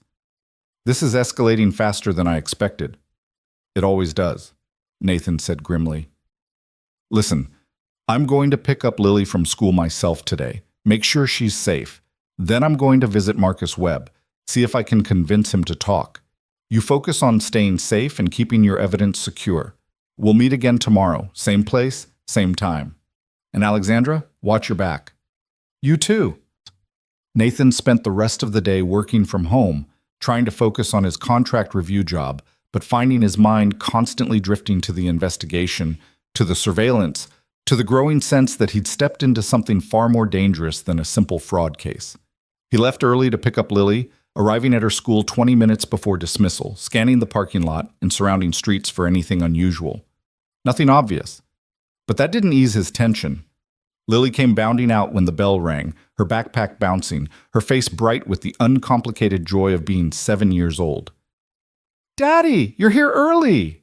"Thought we'd get ice cream on the way home," Nathan said, taking her hand and walking quickly toward the car. "How was school?" "Good. We learned about ocean animals and science and Mrs. Peterson said dolphins are actually really smart, like almost as smart as people. And Lily chattered happily as Nathan buckled her in, did a final scan of the area, then got behind the wheel. He took a circuitous route home, watching his mirrors for any vehicle that stayed with them too long. Nothing. Maybe Mrs. Chen had been mistaken. Maybe it was just someone who'd seen the video and was curious. Maybe he was being paranoid. Or maybe Reynolds' people were just better at surveillance than Nathan was at spotting it. They got ice cream, chocolate for Lily, vanilla for Nathan, and sat at an outdoor table. Nathan let his daughter talk about her day, about her friends, about the dolphin book she was reading, all while his eyes constantly scanned their surroundings, looking for threats, calculating escape routes, the old combat awareness that never quite went away. "Daddy, you're not listening," Lily said, her voice holding that particular note of hurt that children get when they realize their parents are distracted. "I'm sorry, sweetheart, I'm listening now. Tell me again about the science project." Lily regarded him with those two perceptive eyes. "Is something wrong? Are you worried about something?" Nathan hesitated, trying to find the balance between honesty and not frightening her. "I'm working on something important for work. It's taking up a lot of my thinking space, but that's not your problem, okay? You're not doing anything wrong." "Is it about the lady from the mall?" "Sort of, but it's adult stuff. Nothing for you to worry about." Lily took a bite of her ice cream, considering this. Then she said, very seriously, "Mommy used to say that when grown-ups say don't worry, it usually means there's something to worry about, but they don't want kids to be scared." The observation hit Nathan like a punch. Sarah had been right, and Lily had inherited her mother's sharp perception. "Your mom was a very smart woman. Okay, yes. There's something I'm dealing with at work that's complicated. But I promise you I'm being careful, and I'm going to make sure we're both safe. Can you trust me on that?" "I trust you," Lily said immediately. "You're the bravest person I know." Nathan had to look away for a moment, blinking against the sudden burn in his eyes. "I love you, kiddo, more than anything in the world." "I love you too, Daddy." That evening, after Lily was asleep, Nathan sat at his laptop and began researching Marcus Webb. Former quality control manager at Carter Industries, retired 5 years ago at age 57, now living in a small town about an hour north of the city. No social media presence, no obvious online footprint beyond basic public records. A man who deliberately made himself hard to find. Nathan found a phone number through a paid search service, hesitated, then decided a direct approach was best. He dialed, expecting voicemail. Marcus Webb answered on the third ring. "Who is this?" "Mr. Webb, my name is Nathan Reed. I'm calling about Carter Industries and the component fraud investigation that Alexandra Carter is conducting. I know you spoke with her before, and I know you declined to get involved. I'm hoping you'll reconsider." There was a long silence. Then, "How did you get this number?" "Public records search. I'm a former Marine and paralegal. I'm helping Alexandra build a case against Victor Reynolds. We need witnesses who can corroborate what happened with the defective components. You're one of the few people who was there, who saw it firsthand, who can make a difference." "I don't want to make a difference," Webb said, his voice hard. "I did my time at that company. I reported what I found. I was ignored, marginalized, and eventually pushed out. I'm done fighting that fight." "I understand," Nathan said. "But people died, Mr. Webb.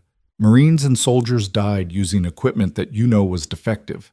And Victor Reynolds is still there, still in power, still making decisions that put more lives at risk. Is that really okay with you?" Another long silence. When Webb spoke again, his voice was different, older, more tired. "You think I don't know that? You think I don't think about those Marines every damn day? But I can't help you.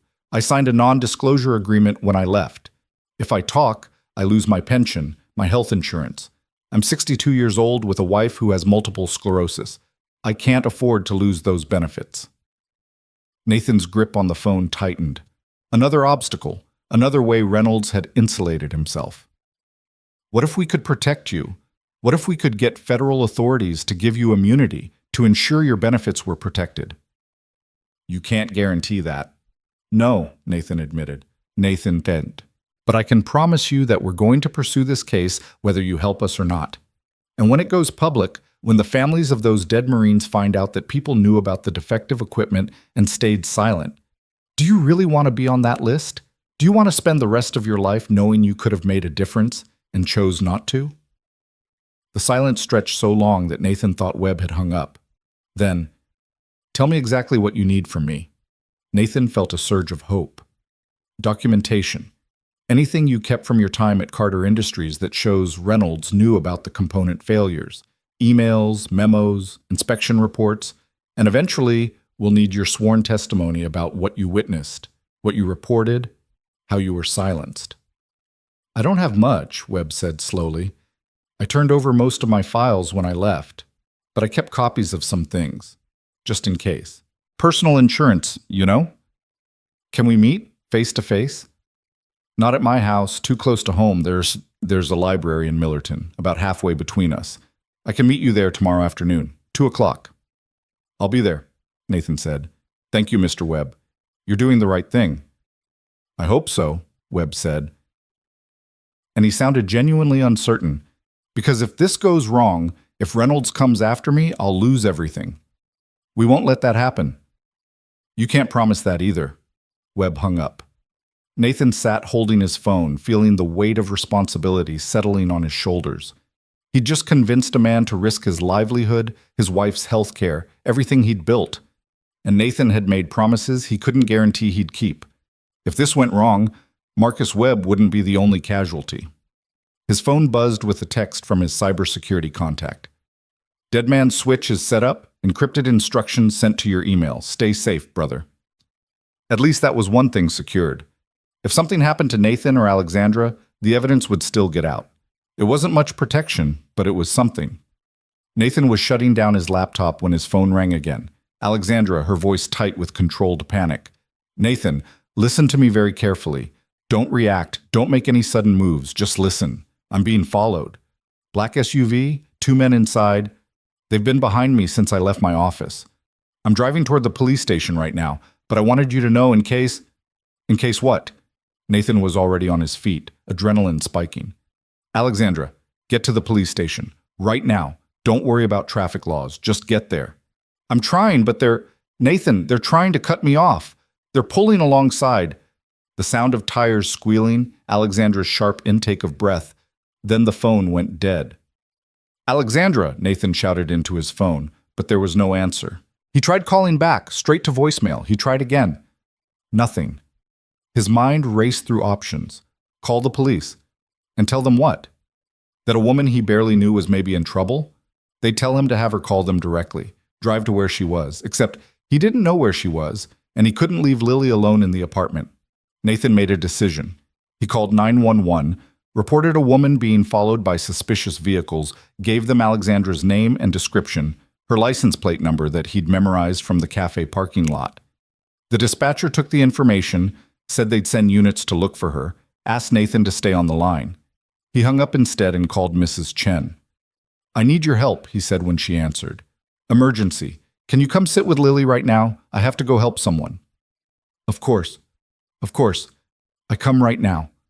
Mrs. Chen arrived within 3 minutes, and Nathan was already at the door with his keys and his jacket. I don't know when I'll be back. If I'm not back by morning, you take Lily to school and then call this number. He handed her Alexandra's business card. Tell them Nathan said code red. They'll know what to do. Nathan, what is happening? I can't explain.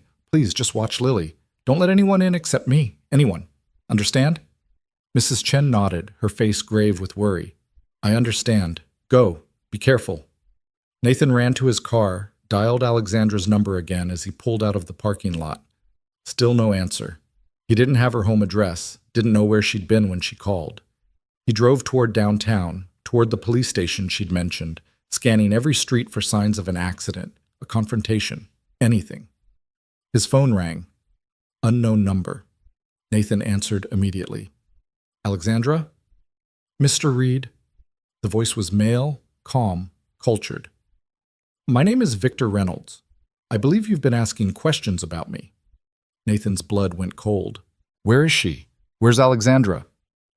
Miss Carter is fine, a bit shaken perhaps, but unharmed. I simply wanted to have a conversation with her about the concerning direction of her investigation. Unfortunately, she was uncooperative.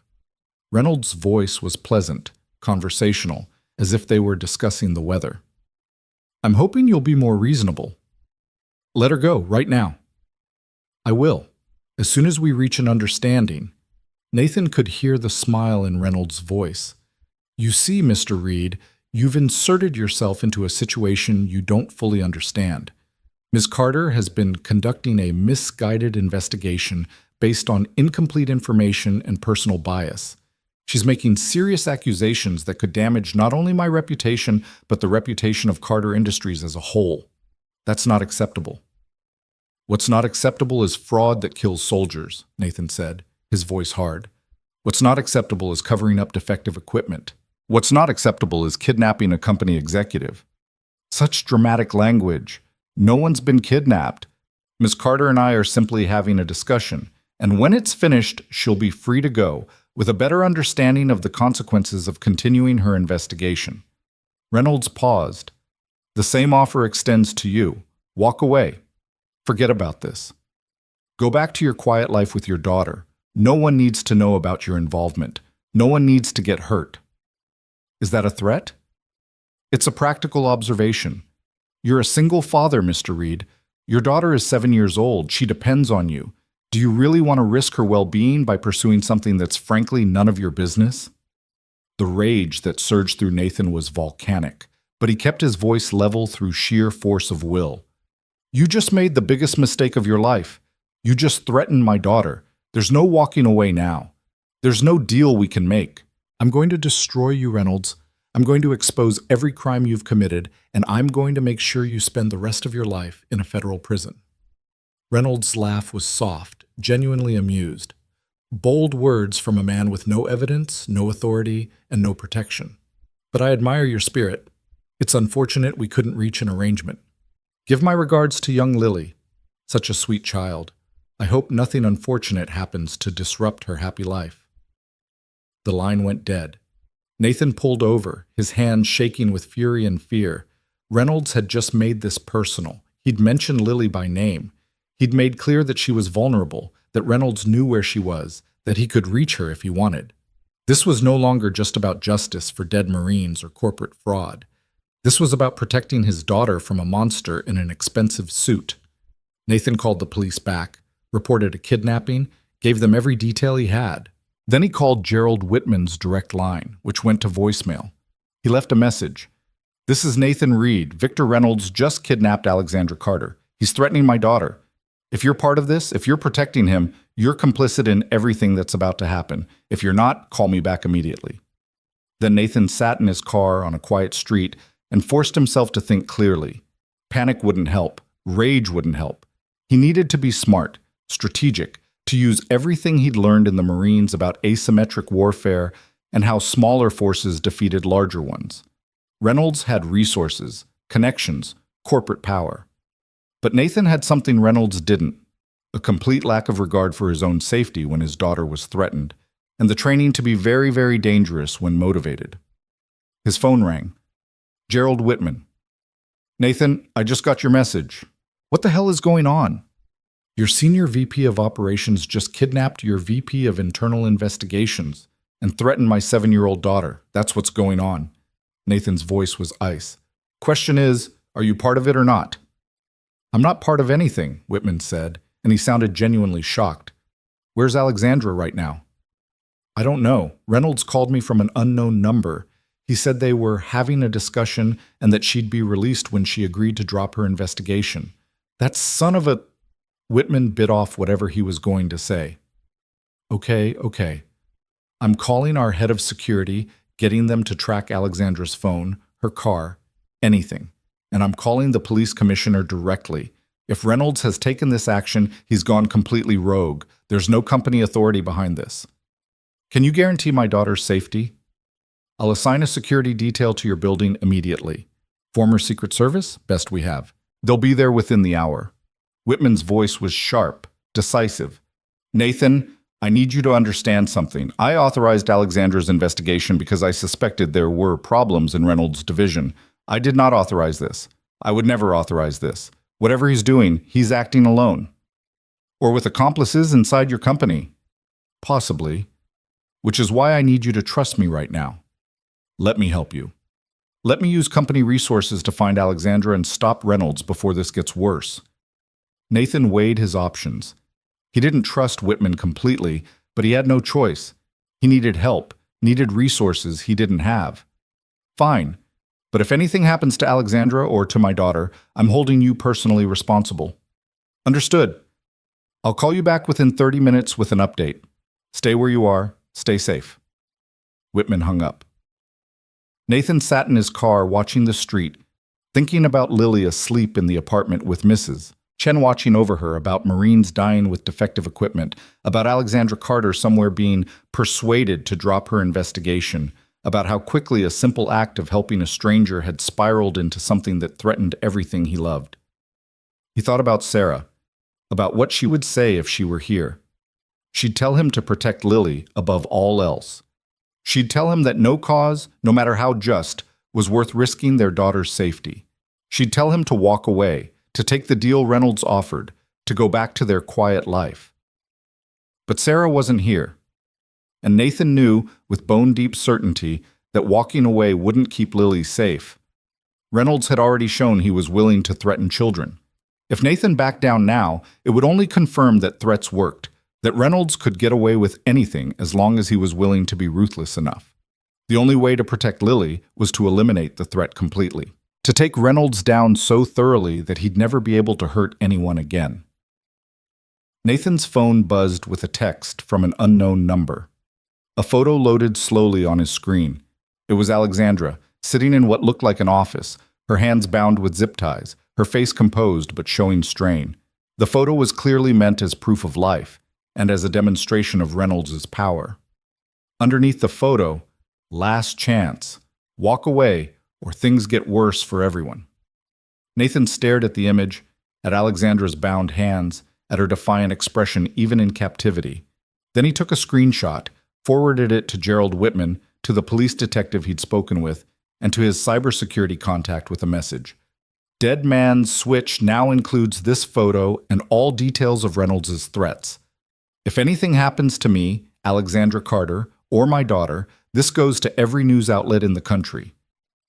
He sent one more message, this one directly to the unknown number that had sent the photo.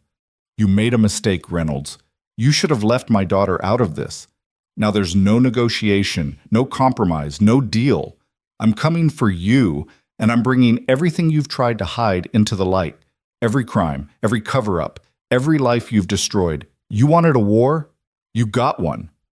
Nathan put his phone away and started his car. He had a stop to make before morning, a visit to a storage unit where he'd kept certain items from his time in the Marines, things he'd hoped never to need again, tools for a different kind of fight. The quiet life was over. The war had begun.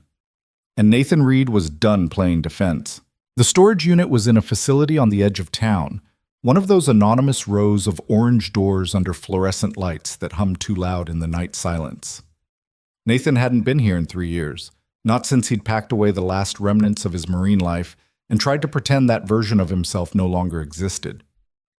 He punched in the code, Sarah's birthday, because he'd never been able to forget, and the lock clicked open with a finality that felt like crossing a threshold he couldn't uncross.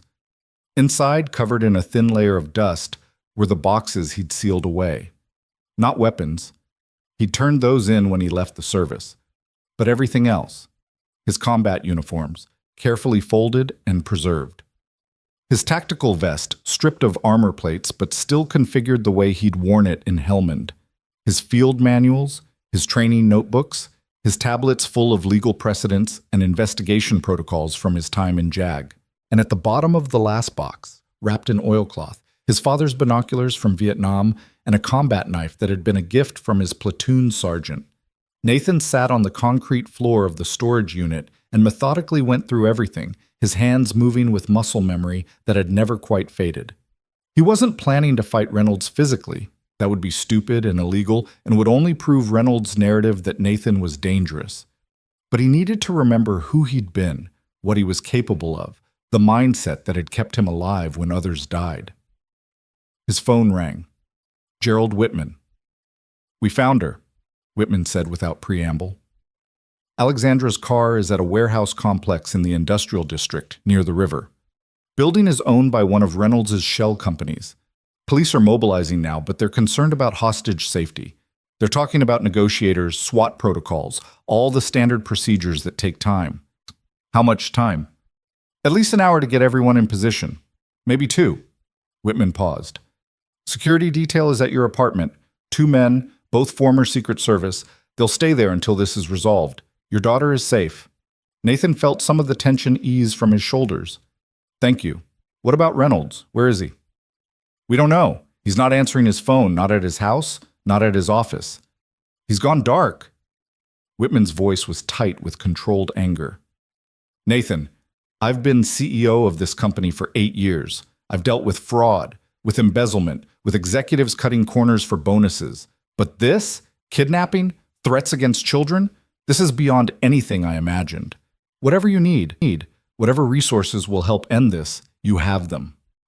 I need the address of that warehouse, and I need you to tell the police to hold position for 30 minutes. Don't raid, don't make contact, just contain the area. Can you do that? Why 30 minutes? Because I'm going to get Alexandra out before anyone else gets hurt. Nathan was already on his feet, already mentally mapping the route to the industrial district. Reynolds called me. He thinks I'm the weak point, the civilian who will fold under pressure. I'm going to use that. Nathan, you're not trained for hostage rescue. I'm trained for exactly this, Nathan interrupted. 6 years in the Marines, including 2 deployments where we did building clearances and hostage recovery. I know what I'm doing. Just give me the address in 30 minutes. Whitman was silent for a long moment. This could go very wrong. It's already very wrong. I'm just trying to minimize the casualties. Nathan grabbed his field tablet, ready to input coordinates. Address, now. Whitman gave it to him. An old industrial complex near the waterfront, the kind of area that had been thriving in the 70s and slowly dying ever since. Nathan punched it into his phone's GPS. 23 minutes away. I'm texting you a private number, Whitman said. It's our head of security, Marcus Dresden, former Delta Force. He's already on his way to the warehouse location. He'll be your backup if things go sideways. Tell him to stay outside the perimeter. If I'm not out in 30 minutes with Alexandra, then he can come in. But not before. Reynolds is expecting force. He's not expecting negotiation. You're going to negotiate? After he threatened your daughter? I'm going to make him an offer he can't refuse, Nathan said, and ended the call. He drove through the empty streets with the kind of focused calm that only came from training and necessity. His mind was already running through scenarios, possibilities, angles of approach. The warehouse would have limited entry points. Reynolds would have at least 2 men with him, the ones from the SUV that had forced Alexandra off the road. Possibly more. They'd be armed, probably with handguns, maybe with something heavier. They'd be watching the main entrance, maybe the loading docks. But they wouldn't be expecting someone to walk in the front door and start talking. Nathan pulled up 2 blocks from the warehouse, parking in the shadows between streetlights. He could see police units staging at the far end of the street, lights off, waiting. He sent a quick text to the number Whitman had given him. Read here. I'm going in through the front. Give me 30 minutes. If you hear shots, come running. Otherwise, stay put. The response came immediately. You're insane. Good luck. Nathan checked his watch. 11:47 p.m. He'd give himself until 12:15 to get Alexandra out. After that, all bets were off. He walked toward the warehouse with his hands visible, his phone in one hand with the screen lit, his posture deliberately non-threatening. The building loomed ahead, 5 stories of brick and broken windows, most of it dark except for lights visible on the 3rd floor. A chain-link fence surrounded the property, but the gate hung open, rusted and forgotten. Nathan walked through it and approached the main entrance, a heavy steel door covered in graffiti. He stood directly in front of it, knowing cameras were probably watching, and called the number Reynolds had used earlier. Reynolds answered on the 2nd ring. Mr. Reed, I wasn't expecting to hear from you so soon. Have you reconsidered my offer? I want to talk, face to face. You and me, no weapons, no threats, just a conversation about how we both get what we want. Nathan kept his voice level, reasonable. I'm standing outside your warehouse right now. I'm unarmed. I'm alone. Let me in. And why would I do that? Because you're a smart man, Reynolds. You didn't build your career by being stupid or impulsive. You know that kidnapping a corporate executive is a federal crime. You know the police are probably already looking for Alexandra. You know that holding her much longer increases your exposure exponentially. Nathan paused, letting that sink in. But you also know that if I agree to walk away, if I convince Alexandra to drop her investigation, you might still salvage this situation. So let me in. Let's talk like rational adults. The silence stretched. Nathan could almost hear Reynolds' mind working, weighing risks and benefits, calculating odds. Finally, come to the third floor, take the stairs on the east side of the building. Walk slowly, keep your hands visible. If you're armed, if there's anyone with you, Ms. Carter will pay the price. Am I clear? Crystal clear, Nathan said, and the line went dead. The steel door buzzed and clicked open. Nathan pushed through into darkness that smelled of oil and rust and years of abandonment. His eyes adjusted slowly to the dim emergency lighting that provided just enough illumination to navigate. The east stairwell was exactly where Reynolds said it would be, a concrete shaft with metal stairs that rang hollowly under Nathan's feet as he climbed. Third floor. A hallway lit by temporary work lights strung along the ceiling, leading to a door at the far end. Nathan walked toward it, his heart rate elevated but controlled, adrenaline sharpening his senses. He was aware of every sound, every shadow, every possible ambush point. The door opened before he reached it. A man stepped out. One of the ones from the SUV, Nathan guessed. Thick build, close-cropped hair, the kind of guy who'd done security work long enough to be casual about violence. He held a pistol loosely at his side. "Arms up," the man said. Nathan complied, and the man patted him down efficiently, professionally. "He's clean," the man called back into the room, then gestured with the pistol. "Inside." Nathan walked into what had once been an office suite, now mostly empty except for some folding chairs and temporary lighting. Alexandra sat in one of the chairs, her hands still zip-tied, but otherwise appearing unharmed. Her eyes met Nathan's, and he saw a flash of something, relief, worry, warning. He gave her the smallest nod, then turned his attention to the man standing by the window. Victor Reynolds looked exactly like his photographs. Silver hair, expensive suit despite the late hour, the kind of polished confidence that came from decades of corporate success. He regarded Nathan with curious interest, like a scientist examining an unexpected specimen. "Mr. Reed," Reynolds said, his voice smooth and cultured, "I have to admit, I'm impressed by your courage. Walking in here alone, knowing what you know, that takes a certain recklessness or stupidity. I haven't decided which." "It's called principles," Nathan said. "Something you wouldn't understand. Where are we on the conversation about everyone getting what they want?" Reynolds smiled thinly. "Direct. I appreciate that. Very well. Here's what I want. Ms. Carter drops her investigation immediately, signs a document acknowledging that her allegations were baseless and motivated by personal animus, and returns all materials she's collected to me for destruction. You, Mr. Reed, forget you ever heard the name Victor Reynolds and go back to your quiet life. In exchange, everyone walks away unharmed. No charges filed, no revenge pursued. Clean break. And if we refuse? Then things become significantly more unpleasant, for both of you, and for certain third parties." Reynolds let that hang in the air. "I believe I mentioned your daughter earlier. Lily, yes? Sweet child. It would be unfortunate if her life became complicated by her father's poor choices."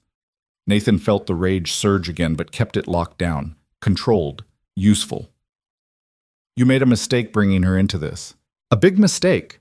Because now there's no scenario where you walk away clean.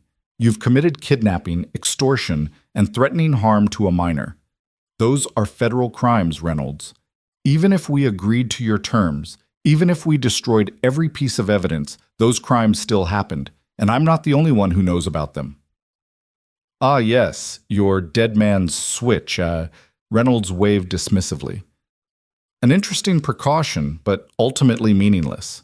By the time any information gets released, I'll be in a country with no extradition treaty, living very comfortably on accounts you'll never find. You're not the first person to threaten me, Mr. Reed, and you won't be the last. The difference is, I always win. Always."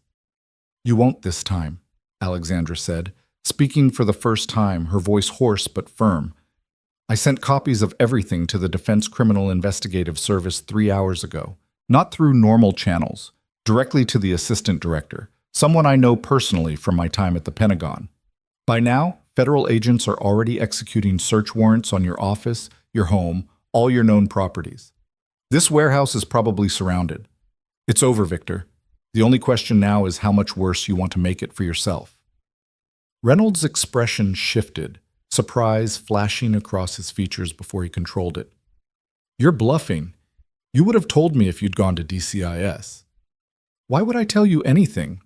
Alexandra's smile was cold. I'm not an amateur, Victor. I've been investigating fraud for 15 years. You think I'd conduct a 6-month investigation without eventually bringing in federal authorities? I just had to wait until I had enough evidence that they'd take it seriously. Nathan showing up, the break-in, your kidnapping stunt, that accelerated my timeline. But the wheels were already in motion. Nathan watched Reynolds process this, saw the calculations happening behind those cold eyes. If Alexandra was telling the truth, and Nathan suspected she was, then Reynolds' endgame had just collapsed. No clean exit, no escape to a non-extradition country, no buying his way out of federal charges. Last chance, Nathan said quietly. You let us walk out of here right now, you surrender to the police peacefully, and you cooperate fully with the federal investigation. Do that, and maybe you get a deal. Maybe you serve 10 years instead of 20. Fight this, hurt anyone else, and I personally guarantee you'll spend the rest of your life in a maximum security federal prison. Your choice. Reynolds laughed, but it was a bitter sound, empty of real humor. You think I'm afraid of prison? You think I'm going to just surrender because some former Marine and an overzealous investigator think they've got me cornered? He turned to the security guard. Kill them, both of them. Make it look like they attacked each other. Dispose of the bodies in the river. The security guard raised his pistol, but he was too slow. Nathan had been watching his eyes, his body language, reading the micro-expressions that signaled decision-making. He moved before the gun fully leveled, crossing the distance in 3 quick steps, his hand snapping out to catch the guard's wrist and redirect the weapon's aim. The pistol fired, deafeningly loud in the enclosed space, but the bullet went wide, punching into the ceiling. Nathan drove his elbow into the guard's throat, heard the wet choke as the man's windpipe collapsed, then wrenched the pistol free as the guard dropped to his knees, gasping. The whole thing took maybe 3 seconds. Nathan spun toward Reynolds, the pistol now aimed at the executive's chest. Don't move. Don't even breathe wrong. Reynolds had frozen, his hands raised slightly, his face showing genuine fear for the first time. You can't shoot me. That's murder. They'll crucify you. Self-defense, Nathan corrected, his voice deadly calm. You ordered your man to kill us. Everyone heard it. There are probably a dozen microphones recording this conversation right now. He raised his voice slightly. Isn't that right, Dresden? A new voice came from the doorway. A man in tactical gear, rifle raised, badge visible on his vest. Former Delta Force, current head of security for Carter Industries, now working with DCIS. You're absolutely right, Mr. Reed. We got everything on tape. Reynolds, you're under arrest for kidnapping, attempted murder, conspiracy to commit fraud, and about 15 other charges we'll enumerate when you're processed. More agents poured into the room, moving with the practiced efficiency of federal law enforcement. One of them cut Alexandra's zip ties while another secured Reynolds with handcuffs. The security guard was still on the floor, breathing painfully but alive, receiving medical attention from an agent with an EMT patch. Nathan lowered the pistol carefully, engaged the safety, and handed it grip first to Dresden. His hands were shaking now, the adrenaline crash beginning. Alexandra, are you okay?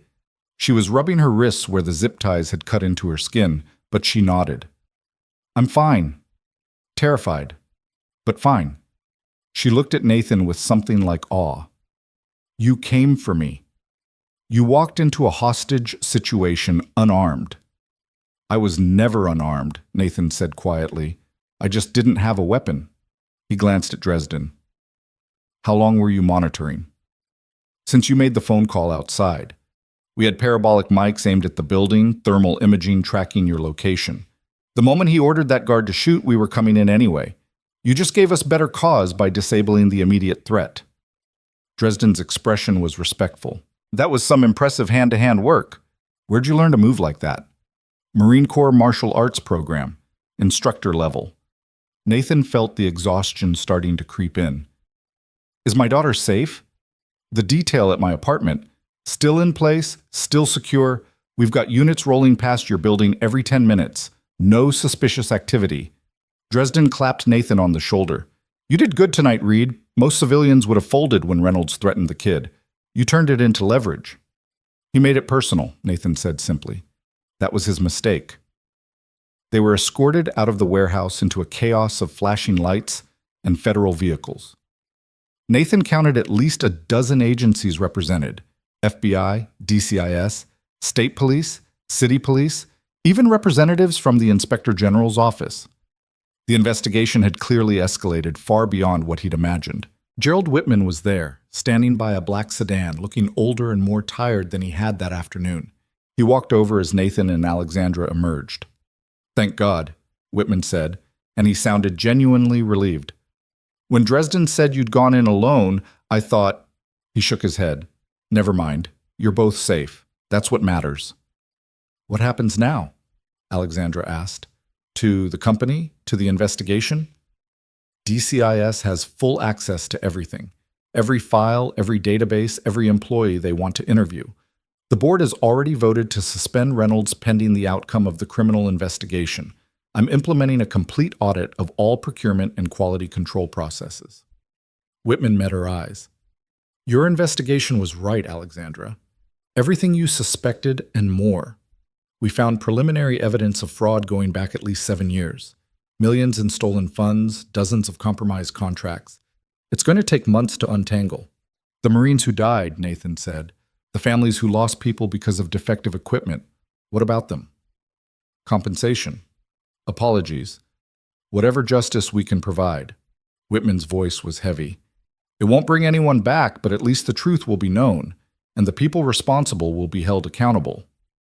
Nathan nodded slowly. It wasn't enough. It would never be enough. But it was something. A federal agent approached, a woman in her 40s with the kind of professional demeanor that marked senior investigators. "Mr. Reed, I'm Assistant Director Patricia Vance, DCIS. I need to get statements from both you and Ms. Carter. Tonight, if possible, while everything's fresh." "Of course," Nathan said. Then, to Whitman, "Can you make sure the security detail stays at my apartment until I get home? And let them know I'm fine so Lily doesn't wake up to find strangers and think something's wrong?" "Already done. Take your time. Your daughter is completely safe." The statements took 3 hours, going over every detail of the past 2 days. The mall incident, the cafe meeting, the investigation revelations, the threats, the standoff. Nathan recounted it all with the precision of someone trained in legal documentation, leaving nothing out, adding nothing that wasn't strictly factual. It was almost 3 in the morning when he finally got back to his apartment. The security detail, 2 serious men in dark suits, greeted him with professional nods and confirmed that everything had been quiet. Mrs. Chen had left around midnight after Whitman's people arrived, but she'd left a note. "So glad you are safe. Lily sleeps like angel. Come for tea tomorrow. You tell me everything." Nathan checked on Lily, who was indeed sleeping peacefully. Her dolphin book on the nightstand, her stuffed animals arranged around her in their usual protective circle. He stood watching her breathe, feeling the overwhelming wash of relief and love and gratitude that she was safe, that he'd protected her, that the nightmare was finally over. He collapsed on his own bed, still fully clothed, and fell into a sleep so deep it felt like drowning. Morning came with Lily's voice calling from her room. Nathan dragged himself awake, every muscle protesting, his hand still showing the bruises from the fight with the security guard. He pulled on a sweatshirt to hide the worst of it and went to get his daughter ready for school.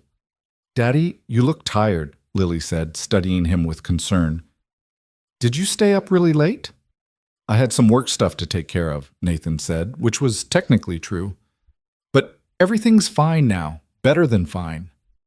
"The men outside said you're a hero," Lily said matter-of-factly as Nathan helped her into her jacket. "They said you saved someone. Is that true?" Nathan hesitated, trying to find words that wouldn't frighten her but wouldn't be a lie. "I helped a friend who was in trouble. That's what people do. They help each other when things are hard. Like you helped the lady at the mall." "Exactly like that." Lily considered this as they walked to the car. "I think you're always a hero, Daddy, even when you're just making breakfast or helping with homework. Heroes don't have to do big things. They just have to do the right things." Nathan had to blink back sudden tears. "When did you get so wise?" "I learned it from you," Lily said simply, and climbed into the car. The security detail followed them to Lily's school at a discreet distance. Nathan walked his daughter to the entrance, kissed her goodbye, and watched her run inside with her backpack bouncing, already calling to Emma about something important that had happened with the dolphins in her book. His phone rang as he got back to his car. Marcus Webb. "I saw the news," Webb said without preamble. "Federal raids on Carter Industries, arrests, an executive facing kidnapping and murder charges." "That was you, wasn't it? You and Alexandra Carter?" "It was a team effort," Nathan said. "But yes, we got him, Mr. Webb. Reynolds is going to prison for a very long time." Webb was quiet for a moment. "I've been sitting here all morning thinking about the Marines who died. The ones I couldn't save because I didn't fight hard enough, because I took the easy way out and walked away with my pension." His voice was thick with emotion. "You didn't walk away. You could have. After that mall thing, you could have just gone back to your life. But you didn't." "I couldn't," Nathan said simply. "Not once I knew what was at stake." "I'm coming forward anyway," Webb said. "I know they've got Reynolds dead to rights now, but I want my testimony on record. I want the families of those Marines to know that people inside the company knew there were problems, that we tried to fix them, that we were silenced, but not everyone stayed silent." He paused. "It won't save my pension. My wife's going to be furious, but it's the right thing to do." "For what it's worth," Nathan said, "I think you're making the right choice. And I think there are probably whistleblower protections that can help you. Let me connect you with Alexandra. She knows the system better than I do." "I'd appreciate that." Webb cleared his throat. "Thank you, Mr. Reed, for finishing what I should have finished years ago." Nathan ended the call and sat in his car in the school parking lot, watching the ordinary morning unfold around him. Parents dropping off kids, teachers arriving with coffee cups and lesson plans, a maintenance worker fixing a broken sprinkler head. Normal life, continuing as it always did, while just beneath the surface ran the currents of justice and consequence and people trying to do the right thing in a world that didn't always make it easy. His phone buzzed with a text from Alexandra. "Thank you for last night, for coming after me, for not giving up. I owe you my life." Nathan typed back, "You don't owe me anything. We're on the same team. How are you doing?" "Sore, shaken, but alive. DCIS wants me to serve as a consultant on the investigation. Might take months to untangle everything, but we're going to find every instance of fraud, every compromised product, every dollar that was stolen. We're going to make this right. Let me know how I can help. Get some rest. Spend time with your daughter. You've done more than enough." Nathan smiled at his phone, then started his car. But instead of going home, he found himself driving toward the cemetery where Sarah was buried. He hadn't been there in months. It was too painful, too raw even after 3 years. But today felt different. Today he felt like he needed to tell her what had happened, to explain the choices he'd made and why. The cemetery was quiet, peaceful in the morning light. Nathan walked to Sarah's grave, a simple headstone with her name and dates, and the phrase they'd chosen together before she died. She loved fiercely and without fear. "Hey," Nathan said softly, sitting on the grass beside the stone. "Sorry it's been a while. Things have been complicated." He told her everything: the mall incident, the investigation, the threats, the standoff at the warehouse. He told her about Lily's wisdom, about how their daughter was growing up brave and kind and wise beyond her years. He told her about the choice he'd made to fight instead of walking away, and how terrified he'd been that it might cost Lily her father the way cancer had cost her a mother. "I keep wondering what you'd say," Nathan said. "Whether you'd be proud or furious or both. I think probably both. You always were good at holding contradictory emotions simultaneously." He smiled at the memory. "But I think you'd understand why I had to do it. Not just for the Marines who died, though that's part of it, but for Lily. I couldn't teach her to stand up for what's right if I didn't do it myself. And I couldn't let her grow up thinking that the bad guys always win, that power always protects power." The morning breeze rustled through the trees, carrying the scent of cut grass and flowers from nearby graves. Nathan sat for a long time in the quiet, feeling closer to Sarah than he had in months. "I miss you," he finally said, "every single day. But I think we're going to be okay, Lily and me. We've got each other. We've got a purpose. We've got people who turned out to be friends when we needed them." He stood, brushed grass from his jeans. "I'll come visit more often. I promise. And I'll keep making you proud. Both of us will." He walked back to his car feeling lighter somehow, like he'd set down a weight he'd been carrying for too long. The investigation would continue. There would be trials, testimony, endless legal proceedings, but the immediate danger was over. Reynolds was in custody. The truth was coming out, and Lily was safe. That afternoon, Nathan picked Lily up from school and took her to the park. They swung on the swings, climbed on the jungle gym, chased each other around the playground until they were both breathless and laughing. Other parents watched with that particular kind of approval reserved for involved fathers, and Nathan felt a quiet pride that he'd managed to protect this, the ordinary joy of a father and daughter on a beautiful autumn day. "Daddy," Lily said as they sat on a bench eating ice cream from the truck that came every afternoon, "the news said there was a big arrest last night. Bad people who were hurting soldiers." Nathan had known this conversation was coming. "That's right. Were you involved in that?" "I was, a little bit." Nathan chose his words carefully. "Remember the lady from the mall, Alexandra? She was investigating some people who were doing bad things, and those people got angry at her and tried to hurt her, so I helped make sure she stayed safe." Lily processed this, her 7-year-old mind working through the implications. "Did you stop the bad people?" "I helped. A lot of other people helped too, police officers, federal agents, good people inside the company. We all worked together." "I'm glad," Lily said simply. "The soldiers should have good equipment that works. It's not fair if they don't." "No," Nathan agreed. "It's not fair at all. But now it's going to get better. The people who did the bad things are going to be punished, and the company is going to fix what was broken." Lily nodded, satisfied with this explanation, and went back to her ice cream. Nathan watched her, this small person who somehow understood justice and fairness with a clarity that adults often lost. She was going to be okay, he thought. They were both going to be okay. That evening, after Lily was asleep, Nathan sat on his couch with his laptop and finally allowed himself to look at the news coverage. It was everywhere. Front page of every major newspaper, lead story on every news site, trending on every social media platform. Massive fraud ring exposed at major defense contractor. Executive arrested in kidnapping, murder plot. Whistleblower investigation reveals years of military equipment fraud. And there, embedded in most of the stories, was the video from the mall. The moment that had started everything, Nathan asking his question, Alexandra revealing her identity, the security guards backing down. The clip that had gone from viral sensation to historical record, the incident that had set everything else in motion. 43 million views now.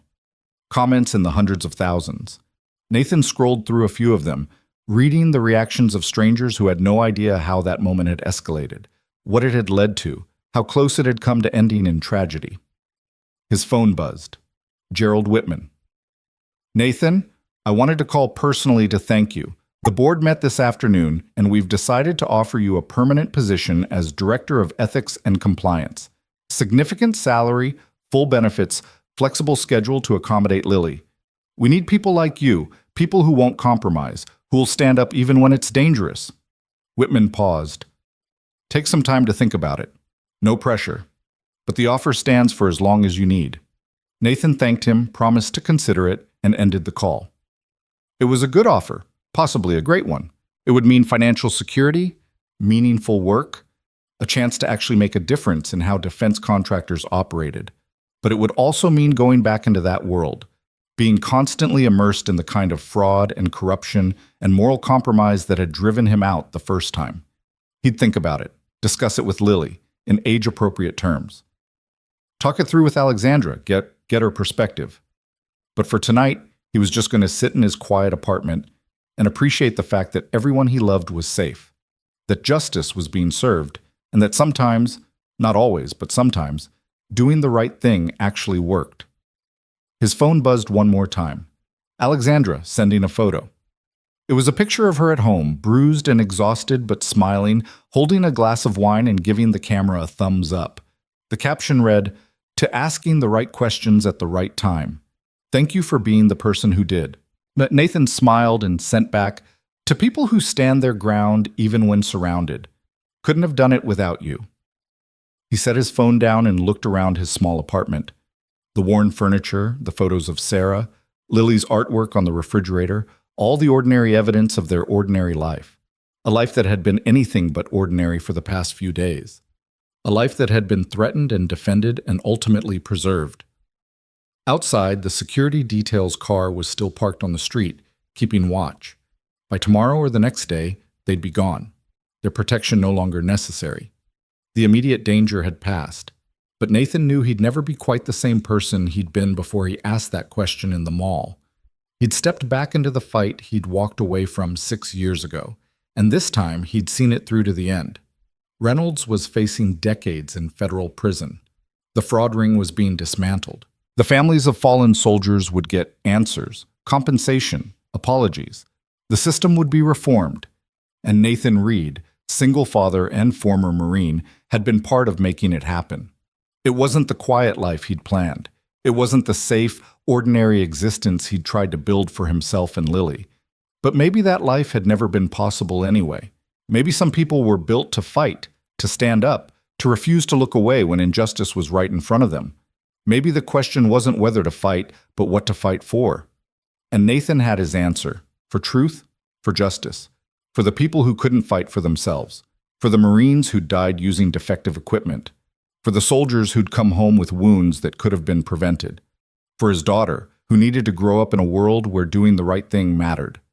For all of them, he'd asked one simple question that changed everything. Do you consent? The world had answered no. And together, they'd made that answer mean something. Nathan woke the next morning to find his phone flooded with messages. The story had exploded overnight in ways he hadn't anticipated. Major news networks were calling it the biggest defense contractor scandal in a decade. Congressional committees were announcing investigations. Veterans organizations were demanding accountability. And at the center of it all, somehow, was the video from the mall, a moment of ordinary courage that had become the symbol for everything that followed. He made coffee and checked on Lily, who was still sleeping peacefully, her dolphin book clutched against her chest, even in dreams. The security detail's car was still outside, a black sedan with tinted windows that looked conspicuously out of place in their modest neighborhood.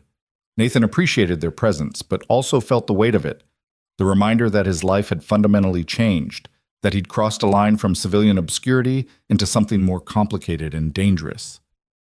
His phone rang. Alexandra, her voice tight with barely controlled excitement. Nathan, you need to see this. DCIS executed search warrants at 3 more locations this morning. Reynolds' lake house, his office at a consulting firm he owns, and a storage facility registered to one of his shell companies. They found everything. Hard drives with deleted files that weren't actually deleted, paper records going back 15 years, offshore account information, communications with other executives. She paused to catch her breath. This isn't just about the component fraud anymore. This is systematic corruption involving multiple people at Carter Industries and at least 2 other defense contractors. We're talking hundreds of millions in fraudulent billings, kickback schemes, falsified test results across dozens of product lines.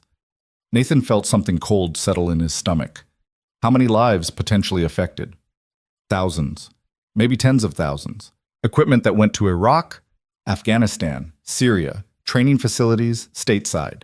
Radio systems, protective gear, vehicle components, weapons accessories. If it could be manufactured cheaply and billed as premium quality, Reynolds and his network touched it. Alexandra's voice dropped. The preliminary casualty analysis is devastating, Nathan. We're looking at potentially hundreds of deaths that can be directly linked to equipment failures from compromised components. Jesus, Nathan breathed. He thought about the Marines he'd served with, the soldiers he'd worked alongside in JAG, all the people who'd trusted that the equipment they used would work when their lives depended on it. What happens now? DCIS is expanding the investigation to include the FBI's Public Corruption Unit and the Department of Justice. They're talking about RICO charges, racketeer-influenced and corrupt organizations. That's what you use against organized crime syndicates. And they want both of us to testify before a federal grand jury, probably within the next 2 weeks. Nathan rubbed his eyes, feeling the exhaustion from the previous night settling into his bones. I need to make arrangements for Lily. Find someone to watch her while I'm dealing with all this legal stuff. Gerald Whitman mentioned that the company is prepared to provide support services, childcare, security, legal representation if you need it. He's trying to make amends, I think. He feels responsible for not catching Reynolds sooner. Alexandra hesitated. Nathan, there's something else. The families of the fallen Marines from the body armor case, the one you worked on 6 years ago, they've started reaching out to DCIS. They want to reopen that investigation. They want to know if you'll help them. Nathan was quiet for a long moment, thinking about the case that had driven him from the Marines, the one that had haunted him for 6 years. That case was settled. Sealed records, non-disclosure agreements, financial compensation. Reopening it would be complicated. But not impossible. Not if you're willing to break your NDA and face the consequences. The statute of limitations on fraud hasn't expired. If there was criminal wrongdoing that was covered up, if people died because of it, justice might still be possible. Alexandra's voice was gentle. I know it's asking a lot. You've already done so much, but these families have been waiting 6 years for answers. For someone to acknowledge that their sons and daughters died because of corporate greed, not battlefield circumstances. I signed that NDA under duress, Nathan said slowly. I was told if I didn't sign it and resign quietly, I'd face court-martial on manufactured charges. That's coercion. It might be enough to void the agreement. That's what the DCIS lawyers think too. They're prepared to fight any legal action if Carter Industries or the other company tries to come after you for breach of contract. Alexandra paused. But Nathan, this could get ugly. Reopening a 6-year-old case, challenging powerful people who thought they'd gotten away with it, exposing corruption that goes all the way up the chain of command, you'd be making enemies in places that can make your life very difficult. Nathan thought about Lily sleeping in the next room, about the quiet life he'd tried to build, about all the reasons to say no and walk away. Then he thought about the Marines who'd died wearing defective armor, about their families who'd been told it was just bad luck or battlefield chaos, about the truth that had been buried under legal settlements and corporate protection. Set up the meeting with DCIS, Nathan said. I'll tell them everything I know. I'll turn over every document I kept, every email I saved. I'll testify against anyone who needs to be held accountable, no matter who they are or what position they hold. He could hear Alexandra's smile through the phone. I was hoping you'd say that. The meeting's tomorrow morning at 10, Federal Building downtown. And Nathan, thank you for being someone who doesn't quit when it gets hard. After they hung up, Nathan sat with his coffee and watched the sun rise over the buildings across the street. The security detail changed shifts. New car, different agents, same watchful presence. His phone continued to buzz with notifications, but he ignored most of them. There were interview requests from major news networks, calls from documentarians wanting to tell his story, messages from people claiming to have information about other defense contractor fraud. It was overwhelming, the sudden visibility, the way his private act of conscience had become public spectacle. A soft sound made him turn. Lily stood in the doorway, rubbing her eyes, her hair wild from sleep. Morning, sweetheart, Nathan said, opening his arms. She climbed into his lap, warm and heavy with the particular weight of a child just waking up. Are those men still outside? Lily asked, peering toward the window. They are. They're making sure we're safe. Safe from what? Nathan chose his words carefully. Remember how I told you I helped stop some people who were doing bad things? Well, sometimes when you stop bad people, they get angry. These men are here to make sure the bad people stay away from us. Lily considered this with the seriousness she brought to important matters. Will they be here forever? No, honey. Just for a little while until everything settles down. Then it'll just be you and me again, like always. I liked it better when it was just you and me, Lily said quietly. The men are nice, but they make everything feel scary. I know, Nathan said, hugging her tighter. I'm sorry about that. I'm trying to make things go back to normal as quickly as possible. They made breakfast together, pancakes, because it was Saturday, and Saturday meant pancakes. Lily helped measure flour and crack eggs, chattering about her plans for the weekend, about the chapter she was reading in her dolphin book, about how Emma had invited her to a birthday party next month. Normal kid stuff. Beautiful, ordinary concerns that had nothing to do with federal investigations or corporate fraud or the dangerous world Nathan had pulled them into. Around noon, there was a knock at the door. Nathan checked the peephole, one of the security agents holding a large manila envelope. He opened the door cautiously. Mr. Reed, this was just delivered by courier. Required your signature. The agent handed him a tablet for electronic signing, then passed over the envelope. Also, we've received word that there's increased media presence in the area. Reporters have started showing up, trying to get comments from neighbors. We've asked them to move to public sidewalks, but you should be aware that leaving the building might mean dealing with cameras. Understood, Nathan said, taking the envelope. Thank you. He closed the door and examined the envelope. It was from a law firm in Washington, D.C., Brennan, Chase & Associates. Inside was a letter on expensive letterhead. Dear Mr. Reed, we represent several families of service members who were killed or injured while wearing body armor manufactured by Kellerman Defense Systems between 2016 and 2018. We understand you were the Marine Corps legal advisor who initially investigated the defective armor case and recommended criminal prosecution. We are writing to request your assistance in reopening this matter and pursuing both civil and criminal remedies against all responsible parties. We believe your testimony and the evidence you gathered would be instrumental in achieving justice for our clients. Please contact us at your earliest convenience to discuss how we might proceed. The families we represent are prepared to support you in every way possible, including legal defense if you face any retaliation for breaking your non-disclosure agreement. The letter went on for 2 more pages, outlining the legal strategy, the families involved, the potential charges that could be filed. Nathan read it twice, his hands shaking slightly by the time he finished. This wasn't just about Reynolds anymore. This wasn't just about Carter Industries. This was about going to war with an entire system of corruption that had protected powerful people for decades. His phone rang again. Marcus Webb. Nathan, I hope you don't mind me calling. Alexandra gave me your number. Webb's voice sounded steadier than their previous conversations, more determined. I've been thinking about what you said about finishing what should have been finished years ago. I want to help, however I can. I spent 15 years at Carter Industries, and I saw things, Nathan. Things I documented and reported and was told to forget about. I've got boxes of records in my basement, performance reports, quality control failures, communications between executives about cutting corners. I kept it all, even though my NDA said I should have destroyed it. Why did you keep it? Nathan asked. Insurance at first, then evidence, once I realized how bad things really were. Then just guilt, I guess. Knowing that people were dying, and I had proof of why, but I wasn't brave enough to come forward. Webb's voice cracked slightly. My wife has been angry with me ever since I told her I was going to testify. She's terrified we'll lose everything.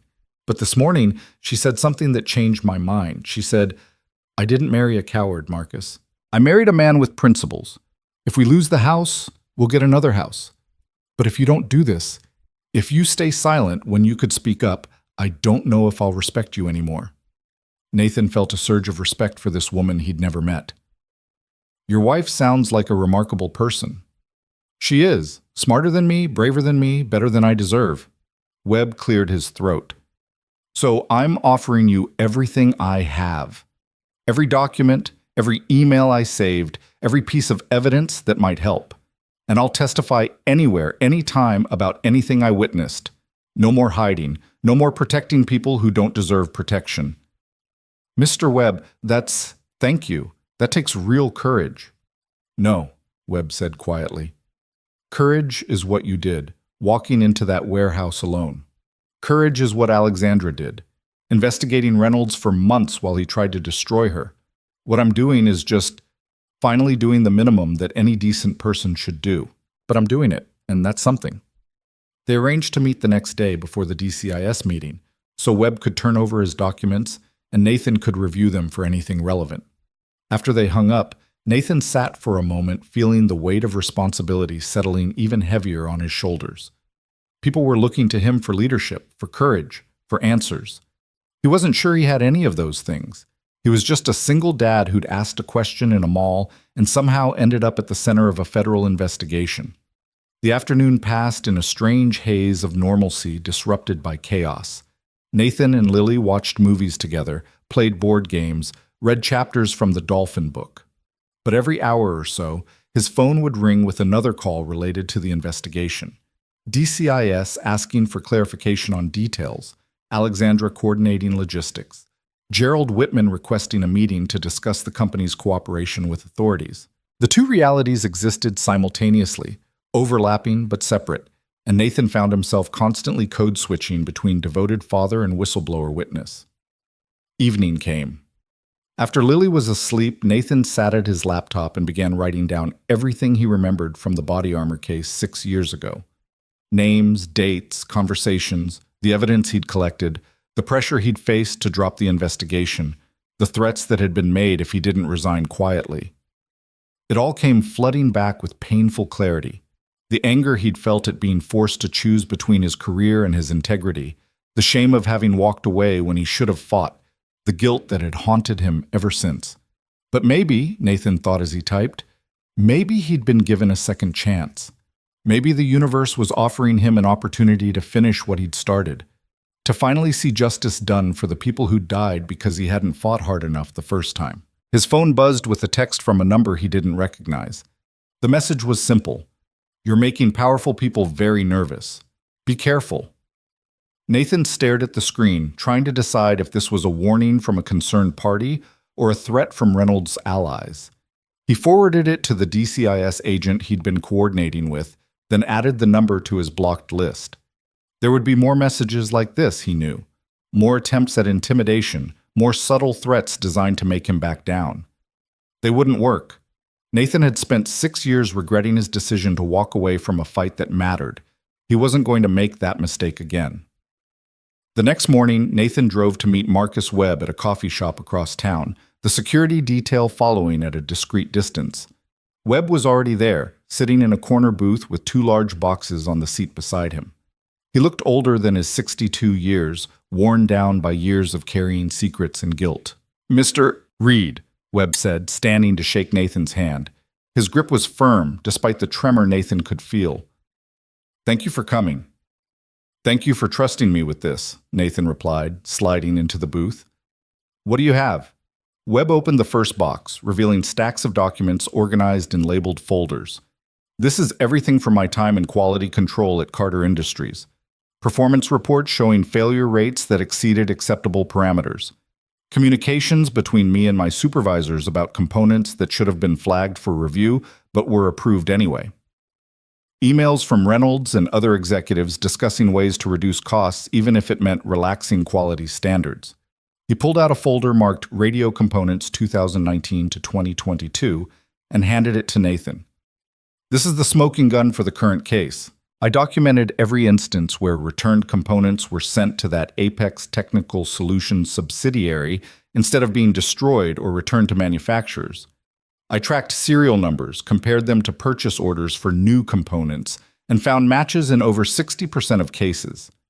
Nathan flipped through the documents, his trained legal eye immediately recognizing their significance. This wasn't circumstantial evidence or suspicious patterns. This was direct proof of systematic fraud. Serial numbers that showed up first as warranty returns, then months later as new purchases. Quality control reports that had been altered between the original submission and the final version that went into official records. Email chains discussing the financial benefits of recycling components rather than properly disposing of them. "This is incredible," Nathan said. "This proves everything Alexandra suspected, and more. Why didn't you come forward with this years ago?" Webb's expression was pained. Fear, cowardice, rationalization. I told myself that I'd tried to fix things through proper channels, that it wasn't my responsibility once I'd reported it to my superiors. I told myself that my pension was more important than abstract notions of justice, that my wife's healthcare needs justified staying silent. He met Nathan's eyes. "I was wrong about all of it. Those weren't reasons, they were excuses. And they let me sleep at night while people died using equipment I knew was defective." "You're coming forward now," Nathan said. "That takes courage." "It takes necessity," Webb corrected. "I can't live with myself anymore if I don't do this. My wife made me see that." He opened the second box. "This is older material from the body armor case you worked on. I wasn't directly involved, but I heard things, saw documents that crossed my desk, had conversations with people who were involved. I documented what I could because even then, I suspected there was a cover-up happening. Nathan's pulse quickened as he examined the second box. There were internal memos discussing test results that showed the armor plates cracking under standard load conditions. Communications between Kellerman Defense Systems and Carter Industries about ways to obscure the connection between the companies during the investigation. Financial records showing payments that looked suspiciously like hush money to testing facility employees.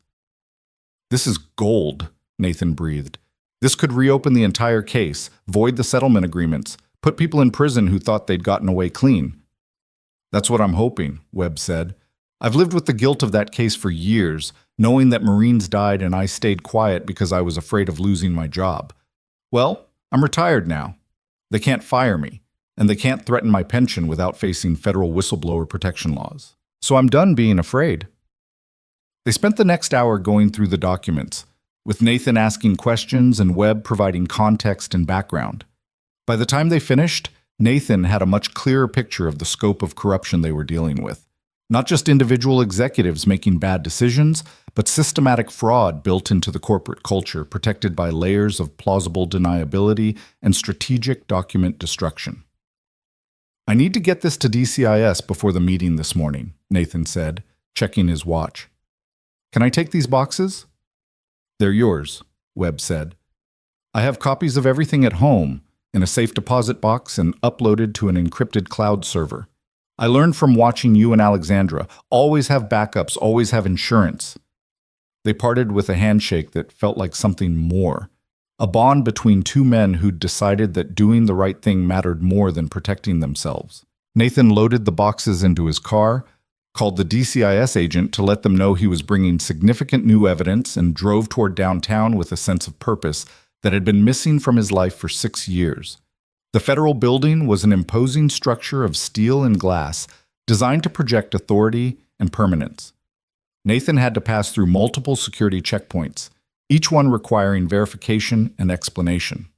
The security detail couldn't follow him inside, so for the first time in days, he was alone in a way that felt both liberating and vulnerable. The DCIS offices were on the 8th floor. Nathan was escorted to a conference room where Alexandra was already waiting, along with 3 people he didn't recognize, 2 men in suits and a woman with the kind of sharp, intelligent expression that marked senior prosecutors. "Nathan Reed," one of the men said, standing to shake his hand. "I'm Special Agent Tom Morrison, DCIS.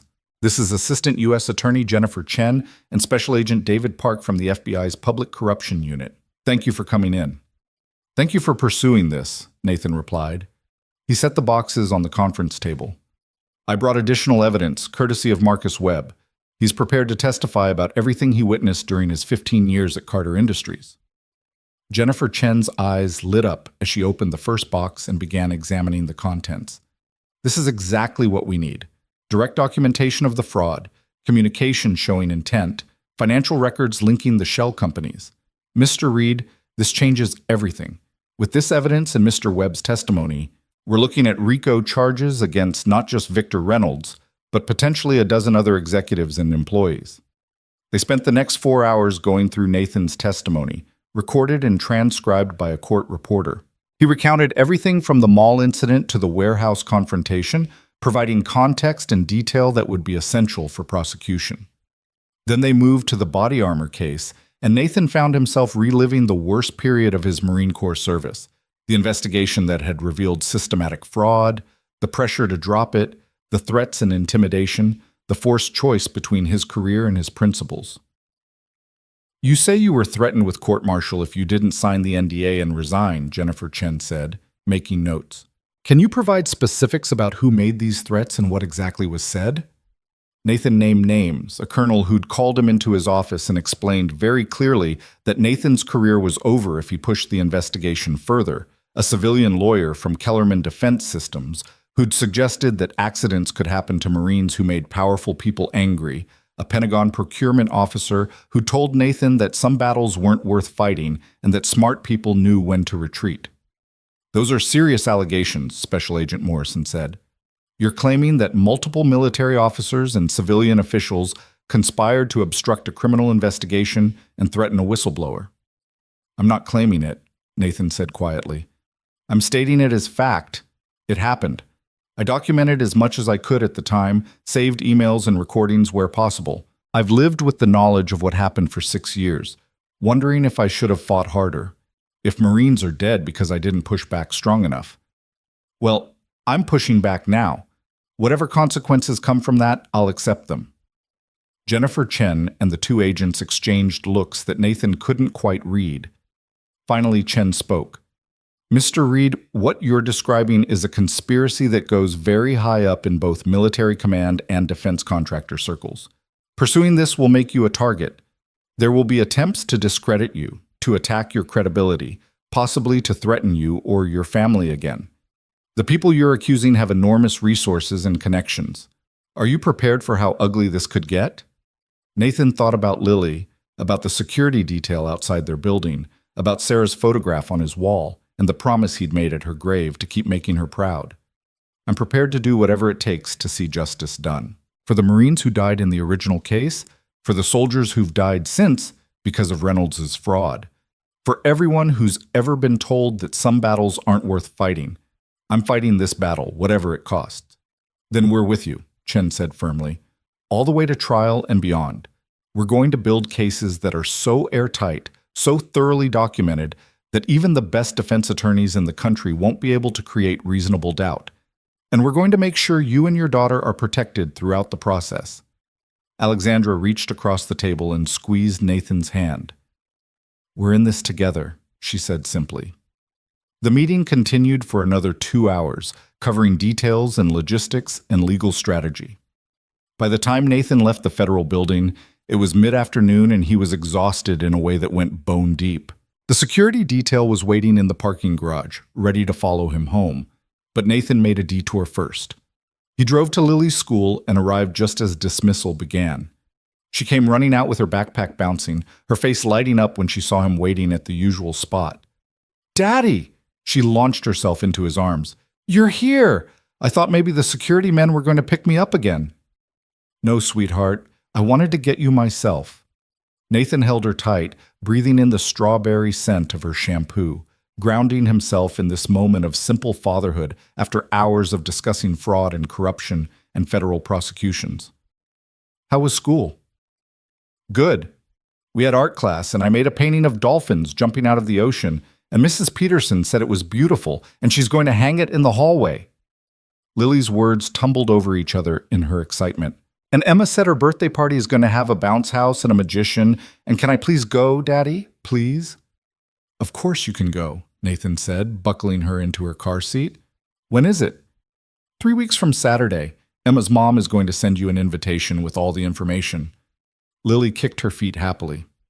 "Can we get ice cream?" Nathan smiled. "Sure, we can get ice cream."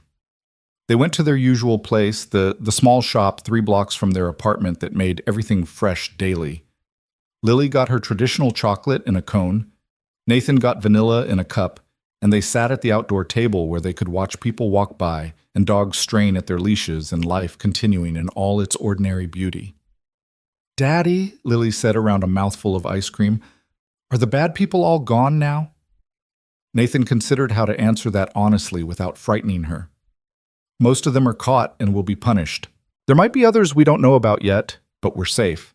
The security men are making sure of that." "Good." Lily took another lick of her ice cream. "I don't like being worried all the time. I want things to be normal again." "Me too, honey. Me too." That night, after Lily was asleep, Nathan sat on his couch and allowed himself to feel the weight of everything that had happened. In less than a week, his life had transformed from quiet obscurity to the center of a federal investigation that was about to expose corruption reaching into the highest levels of military procurement and defense contractor operations. He'd gone from being a single dad, struggling to make ends meet, to being someone whose testimony could send dozens of powerful people to prison. It was terrifying. It was overwhelming. And yet Nathan felt more alive than he had in years, more purposeful. More like he was actually making a difference instead of just surviving day to day. His phone buzzed with the text from Alexandra. "Reynolds' arraignment tomorrow at 2 p.m. All major news networks will be covering it.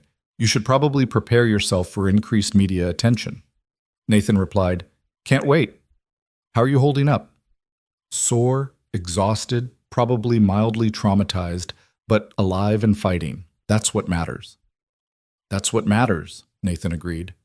He stayed up late into the night, going through documents, preparing notes for future testimony, making sure every detail was accurate and could withstand cross-examination.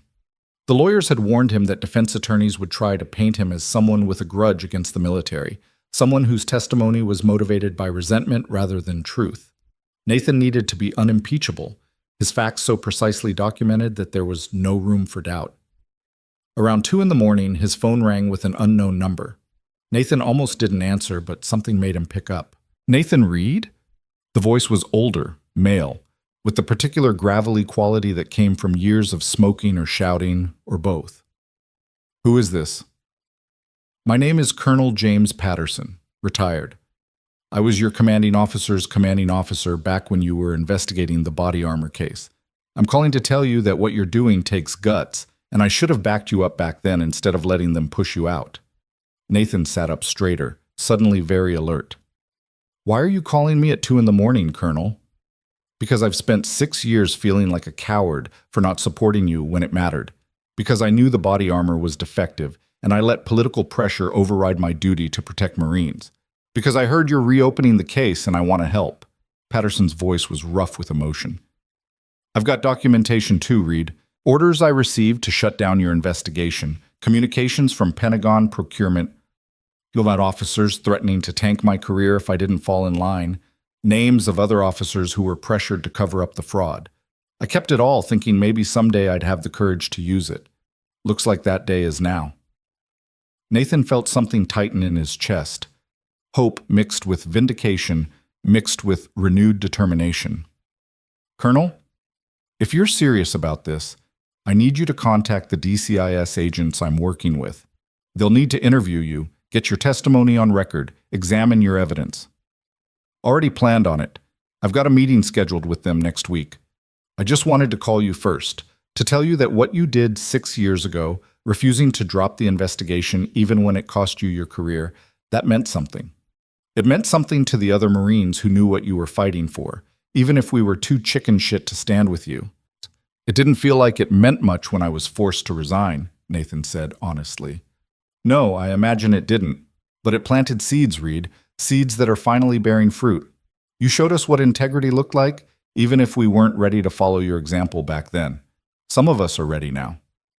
They talked for another 30 minutes, Patterson providing details about the pressure campaign that had been orchestrated to shut down Nathan's investigation, naming names and describing specific incidents that Nathan had only partially understood at the time.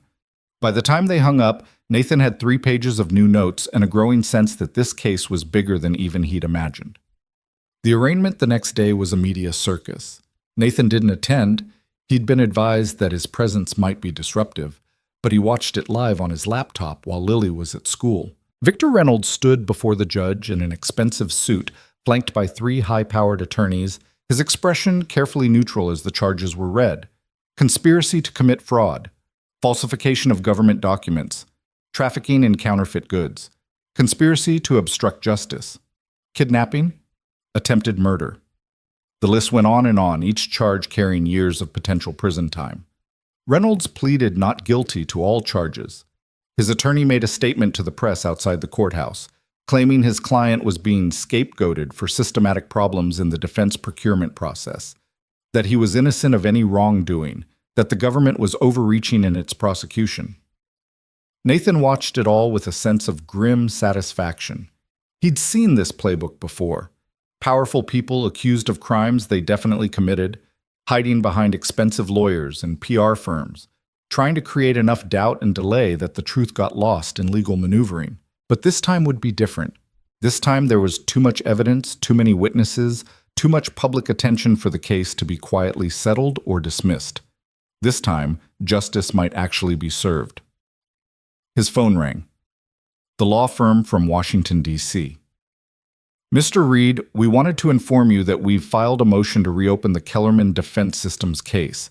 With the new evidence you've provided and the testimony of Colonel Patterson and Marcus Webb, we believe we have sufficient grounds to void the original settlement and pursue both criminal and civil remedies. The attorney's voice was professionally excited. The families we represent are extremely grateful for your courage in coming forward. They want you to know that whatever legal challenges you face, whatever retaliation attempts occur, they will stand with you and provide whatever support is needed. Tell them thank you, Nathan said, and tell them I'm sorry it took me 6 years to find the courage to finish what I started. You're finishing it now, the attorney replied. That's what matters. The days that followed blurred together in a haze of interviews, depositions, document reviews, and coordination with federal prosecutors. Nathan found himself at the center of multiple investigations, his testimony and evidence forming the foundation for cases that would take years to fully prosecute. Marcus Webb turned over his boxes of documents and gave testimony that corroborated everything Nathan and Alexandra had reported. Colonel Patterson provided the military perspective and named other officers who'd been part of the cover-up.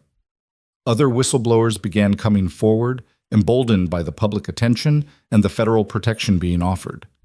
The house of cards that Victor Reynolds had built over 20 years was collapsing, and it was taking down dozens of other corrupt actors with it. But the cost was high. Nathan's face was everywhere now. News broadcasts, magazine covers, online articles analyzing his background and motivations. The video from the mall had been watched over 100 million times, turned into a cultural touchstone, endlessly dissected and discussed. Privacy was gone. Anonymity was gone. The quiet life was thoroughly, irreversibly gone. Through it all, Nathan tried to maintain some semblance of normalcy for Lily. School, homework, reading time, weekend activities. The security detail eventually scaled back to periodic check-ins rather than constant surveillance. Life began to find a new rhythm, different from before, but gradually becoming familiar.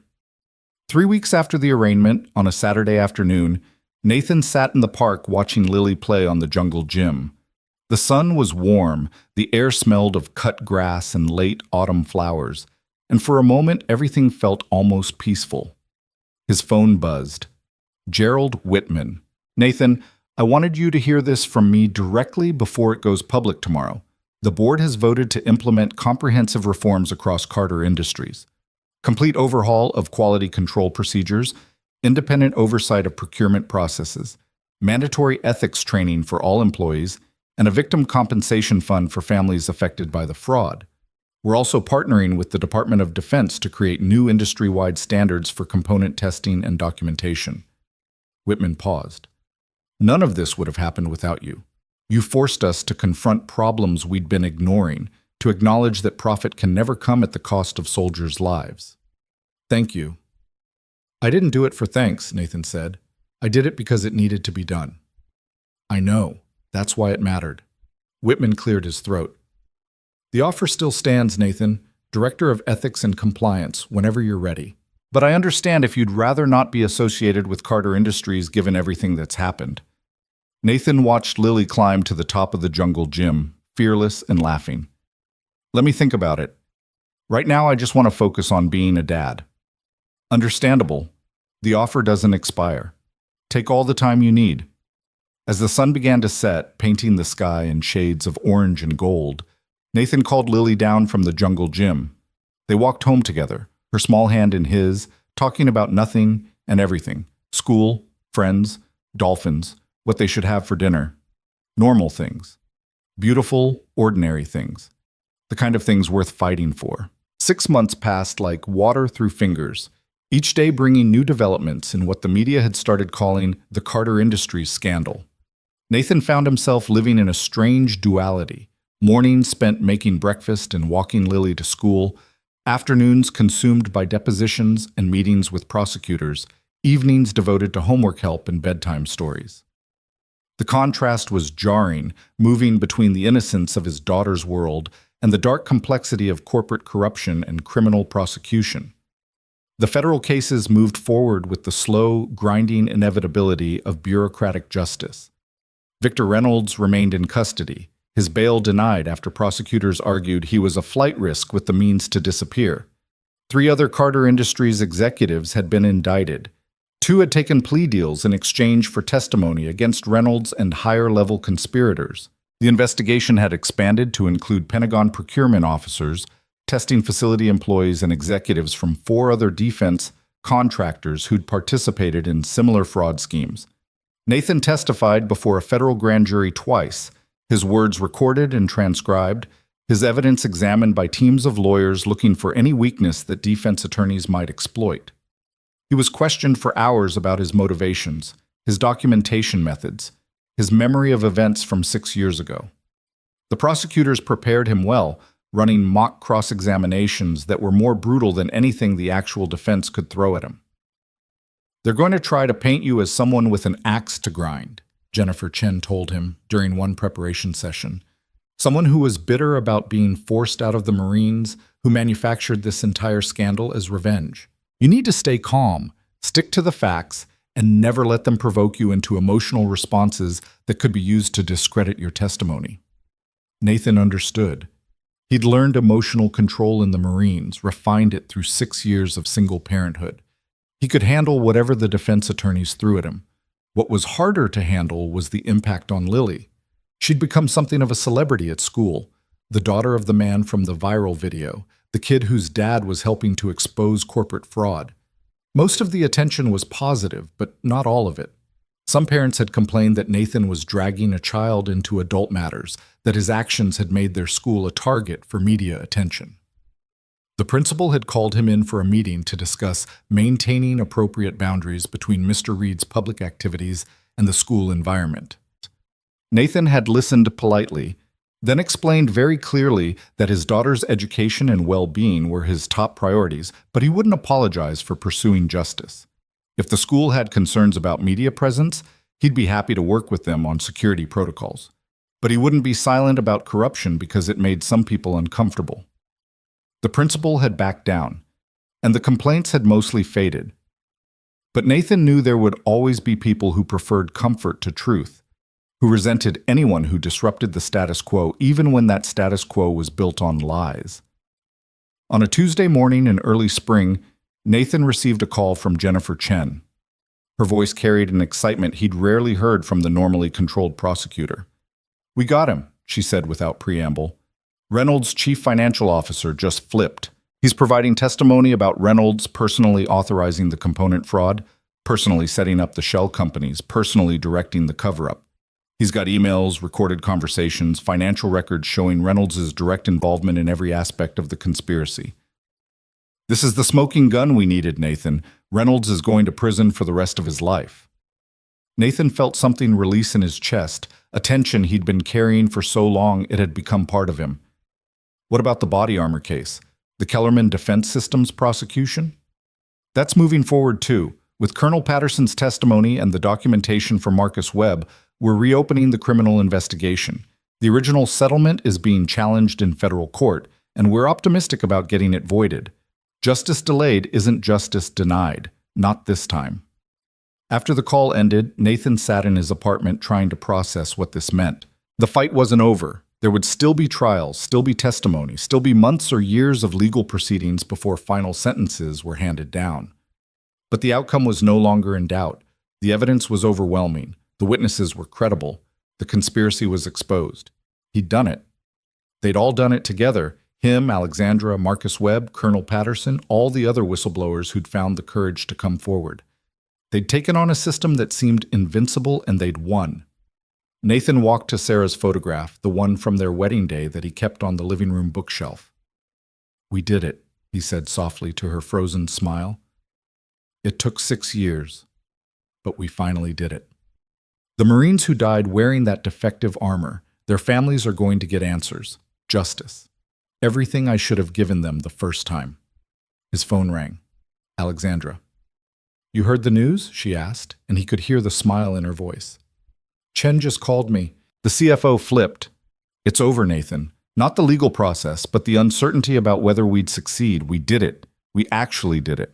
Alexandra's voice caught slightly. "I keep thinking about all the soldiers who died because of that defective equipment, how their families must have felt, being told it was just battlefield chaos, just bad luck. At least now they'll know the truth. At least now someone's being held accountable." "How are you doing?" Nathan asked. "With everything?" "Better. I'm working with the SEC now, helping them develop better oversight protocols for defense contractors. Turns out there's a lot of demand for investigators who actually give a damn about rooting out fraud." She paused. I've been meaning to ask, have you thought about Gerald's offer? Director of Ethics and Compliance at Carter Industries. Nathan had thought about it constantly, weighing the benefits against the complications. The salary would change his and Lily's lives. No more worrying about the check engine light.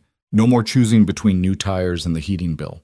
The work would be meaningful, helping to reform the very system that had failed so catastrophically. But it would also mean working for the company that had enabled Reynolds' fraud, being associated with a name that had become synonymous with corporate corruption. I don't know yet, Nathan admitted. Part of me wants to take it, to be part of fixing what was broken.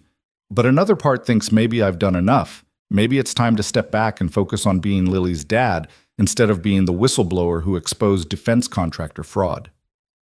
You can be both, Alexandra said gently. You've been both this whole time. Lily's lucky to have a father who shows her what integrity looks like in practice, not just in theory.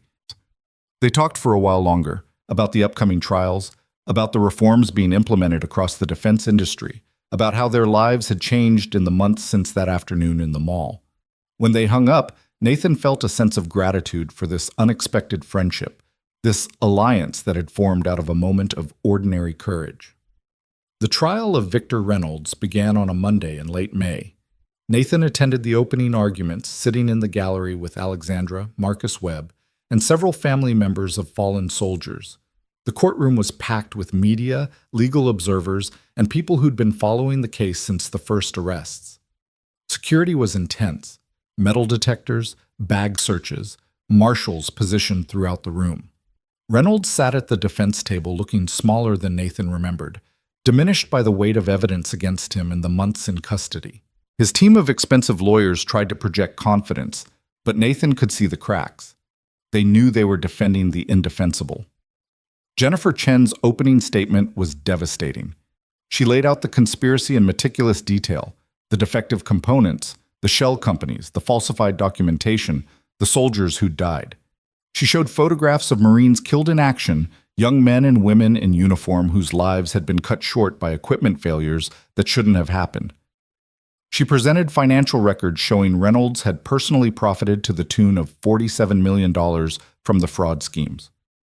This wasn't a mistake, Chen told the jury, her voice ringing with controlled passion. This wasn't an oversight or a quality control failure. This was deliberate, systematic fraud perpetrated by a man who valued profit over human life. Victor Reynolds knew that soldiers would die because of the defective equipment he was selling. He knew it, and he did it anyway, because their deaths were less important to him than his quarterly bonuses and his stock options. The defense attorney tried to paint Reynolds as a scapegoat, a mid-level executive who'd been following orders from higher up, who'd been caught in a system that incentivized cost-cutting without proper oversight. But it rang hollow against the mountain of evidence showing Reynolds had designed and directed the entire operation. Nathan was called to testify on the third day. He took the stand feeling surprisingly calm, his mind clear and focused. Jennifer Chen led him through his testimony methodically, his background, his role in the original body armor investigation, the pressure he'd faced to drop it, his resignation from the Marines.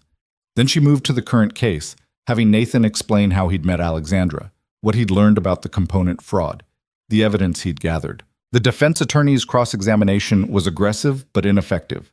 She tried to suggest Nathan was motivated by resentment toward the military, that his testimony was colored by his forced resignation.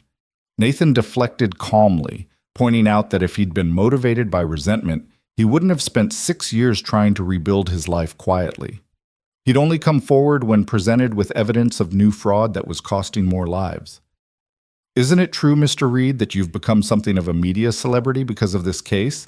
The defense attorney asked, clearly hoping to paint him as attention-seeking. I never wanted media attention, Nathan replied evenly. I wanted soldiers to have equipment that worked. I wanted corporations to be held accountable when they cut corners that cost lives. The media attention was a consequence of pursuing those goals, not the motivation for pursuing them. But you've benefited from that attention, haven't you? Job offers, speaking invitations, book deals? I've turned down every book deal, Nathan said. I've declined most speaking invitations. The only job offer I've seriously considered is one that would allow me to help reform the very system that failed. If you're suggesting I did any of this for personal gain, you're wrong. I did it because Marines died wearing defective armor, and someone needed to stand up and say that was unacceptable. The defense attorney tried a few more angles, but Nathan had been prepared for all of them. He stuck to the facts, maintained his composure, and let the evidence speak for itself. When he stepped down from the witness stand 3 hours later, he saw Jennifer Chen give him a small nod of approval. Alexandra testified the next day, walking the jury through her 6-month investigation with the precision of someone who documented everything. She showed them the trail of serial numbers, the altered quality control reports, the communications between Reynolds and his co-conspirators. She described the break-in at her office, the threats she'd received, the kidnapping, and attempted murder. Marcus Webb testified the following week, his voice shaking slightly but his facts unassailable. He explained how he'd tried to flag problems through proper channels, how he'd been marginalized and eventually forced out, how he'd kept documentation because he knew in his gut that something was terribly wrong. Colonel Patterson testified about the military side of the cover-up, naming Pentagon officers who'd pressured him to shut down Nathan's investigation, describing the culture of prioritizing contractor relationships over equipment quality. His testimony was particularly damaging because it showed the fraud wasn't just corporate. It involved military personnel who'd betrayed their duty to protect soldiers. The trial lasted 7 weeks. The evidence presented filled thousands of pages of transcripts. Expert witnesses testified about component failures and testing protocols, and statistical analysis of equipment malfunction rates. Financial experts explained the money trail. Military personnel described combat situations where equipment had failed at critical moments. Nathan attended as much of the trial as he could while still maintaining his responsibilities to Lily. He watched Reynolds sit impassively through testimony about dead Marines, through photographs of grieving families, through evidence of his systematic fraud. Only once did Reynolds' facade crack, when Jennifer Chen showed the jury a recorded conversation between Reynolds and his CFO where they discussed the acceptable casualty rate from defective components, as if they were discussing quarterly profit margins. Even his own attorneys looked shaken by that recording. The jury deliberated for 3 days. Nathan was at home with Lily when the call came that a verdict had been reached. He made arrangements for Mrs. Chen to watch his daughter, then drove to the courthouse with his heart pounding. The courtroom was packed again, every seat filled with people who'd followed the case from the beginning. Nathan sat between Alexandra and Marcus Webb, all 3 of them holding hands without quite realizing they were doing it. The jury filed in, their expressions carefully neutral. "Has the jury reached a verdict?" the judge asked. "We have, Your Honor." The forewoman handed a folder to the bailiff, who delivered it to the judge. Nathan held his breath as the judge reviewed the verdict forms, his face revealing nothing. "The defendant will rise." Reynolds stood with his attorneys flanking him, his shoulders squared in a final show of defiance. "On the charge of conspiracy to commit fraud against the United States, how do you find the defendant?" "Guilty." The word rippled through the courtroom like a wave. Nathan felt Alexandra's hand tighten in his. "On the charge of falsification of government documents? Guilty." "On the charge of trafficking in counterfeit goods? Guilty." "On the charge of conspiracy to obstruct justice? Guilty." "On the charge of kidnapping? Guilty." "On the charge of attempted murder? Guilty." Guilty on all 37 counts. Reynolds' face went pale. One of his attorneys put a hand on his arm to steady him. In the gallery, Nathan heard someone sob, one of the family members of a fallen Marine, finally hearing the word that meant their loved one's death was being acknowledged, validated, avenged. The judge set sentencing for 6 weeks later and dismissed the court. As people filed out, Nathan found himself surrounded by family members of fallen soldiers, people thanking him through tears, hugging him, telling him their sons and daughters would finally get justice. "My boy was 23 years old," an older woman said, gripping Nathan's hands with surprising strength. "He died when his radio failed during an ambush. They told me it was just bad luck, just the chaos of combat. But it wasn't, was it? It was this man's greed. And you made sure everyone knew the truth. Thank you. Thank you for giving us that." Nathan could barely speak past the lump in his throat. "Your son deserved better. They all deserved better. I'm just glad we could finally prove it." Outside the courthouse, the media was waiting with cameras and microphones. Nathan gave a brief statement, carefully worded to avoid saying anything that might compromise the other pending cases. Justice was served today. A man who valued profit over soldiers' lives has been held accountable. But this verdict isn't the end. It's the beginning of reforms that will ensure this kind of fraud never happens again. To the families of fallen service members, to the soldiers who trusted their equipment and were betrayed by that trust, I hope this verdict brings some measure of closure. And to anyone working in defense contracting or military procurement who knows about fraud or corruption, come forward. Tell the truth. Stand up. Because as we've proven today, the truth eventually comes out, and the people responsible eventually face consequences. That evening, Nathan picked up Lily from Mrs. Chen's apartment and took her out for a special dinner at her favorite restaurant. They sat in a booth by the window, and Nathan let Lily order whatever she wanted, chicken fingers and fries and a chocolate milkshake that was probably more sugar than any 7-year-old should consume in one sitting. "You seem happy, Daddy," Lily observed, dipping a French fry in ketchup with the serious concentration children brought to such tasks. "I am happy," Nathan said. "Something good happened today, something I've been working toward for a long time." "Did you help more people?" "I think so. I hope so." Lily smiled at him, her face smeared with ketchup, her eyes bright with uncomplicated love. "I'm glad. You're really good at helping people." "I'm really good at being your dad," Nathan corrected gently. "The helping people thing is just something I do sometimes when it's important." "Can't you be good at both?" Nathan thought about Alexandra's words, about how he'd been managing both roles for months now, about how Lily seemed to be thriving despite, or maybe because of, seeing her father stand up for what was right. "Yeah," he said finally, "I think I can be good at both." Sentencing came on a humid July morning. The courtroom was even more packed than it had been for the verdict, with family members, media, legal observers, and people who'd simply followed the case and wanted to see its conclusion. Reynolds sat at the defense table looking older and more diminished than ever, the months in custody having taken their toll. The judge allowed victim impact statements before pronouncing sentence. One by one, family members of fallen soldiers stood and addressed the court. A father talked about his daughter, a Marine corporal who died at 24 when her body armor failed to stop a rifle round it should have stopped. A widow described her husband's last letter home, written 3 days before he was killed when his radio malfunctioned during a firefight. A mother showed photographs of her son's 3 children, who would grow up without their father because Victor Reynolds had valued profit margins over equipment quality. Each statement was devastating. Each one drove home the human cost of Reynolds' fraud in ways that statistics and evidence couldn't capture. Nathan watched tears stream down several jurors' faces as they listened from the gallery, their duty done, but their investment in the case still visible. Finally, the judge spoke. His voice was grave, carrying the weight of the moment. "Mr. Reynolds, you have been convicted of 37 counts of fraud, obstruction of justice, kidnapping, and attempted murder. The evidence presented at trial showed a pattern of deliberate, systematic criminal behavior spanning more than a decade. You personally enriched yourself by $47 million through schemes that you knew would result in the deaths of American service members.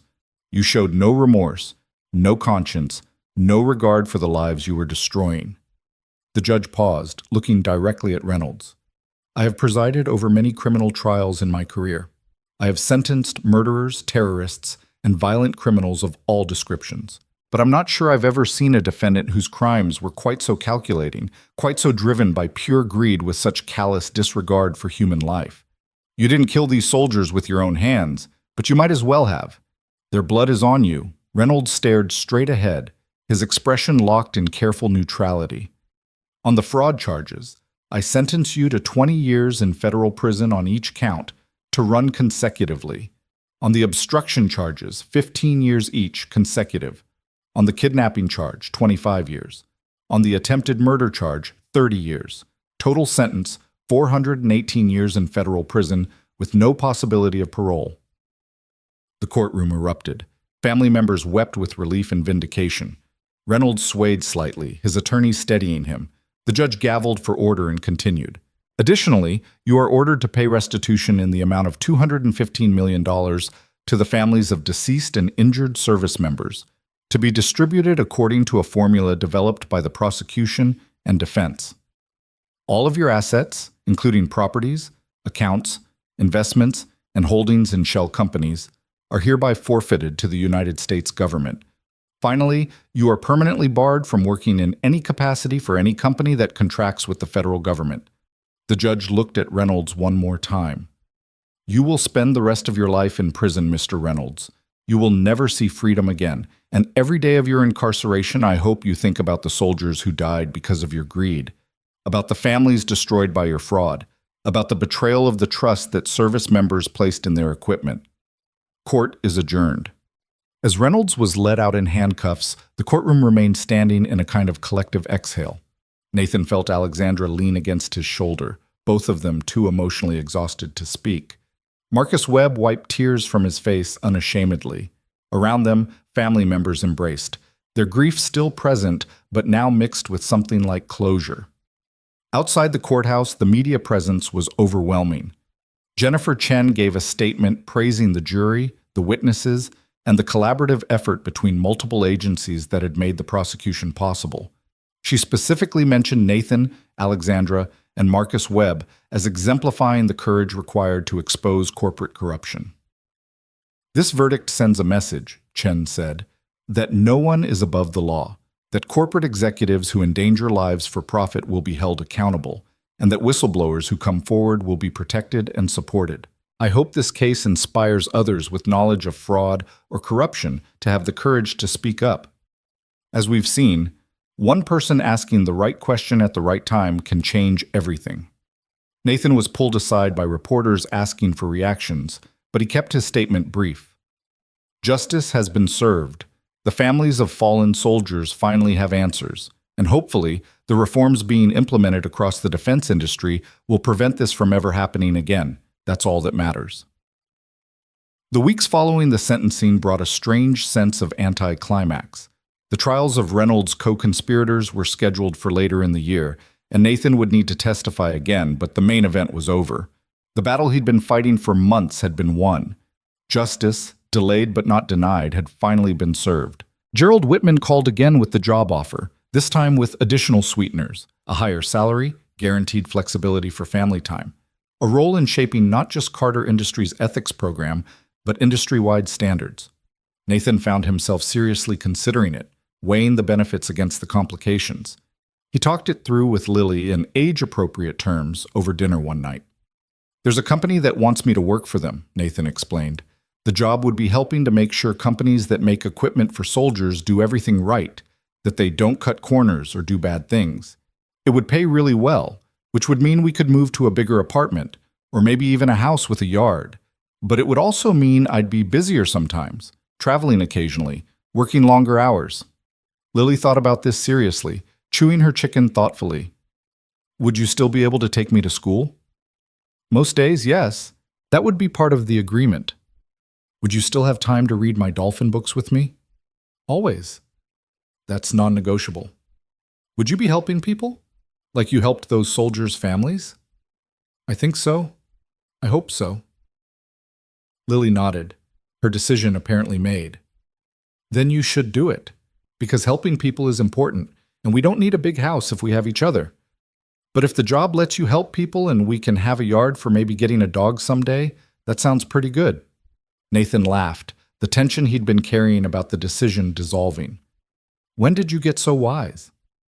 I learned it from you, Lily said simply, echoing words she'd said months ago that had meant just as much then. Nathan accepted the position the next day. He started work in September, after Lily began third grade, diving into the massive task of reforming ethics and compliance procedures across a company with 40,000 employees and operations in 12 states. The work was challenging, sometimes frustrating, but ultimately meaningful. He was building systems that would make it harder for future Victor Reynolds to operate, creating accountability mechanisms that would catch fraud before it cost lives.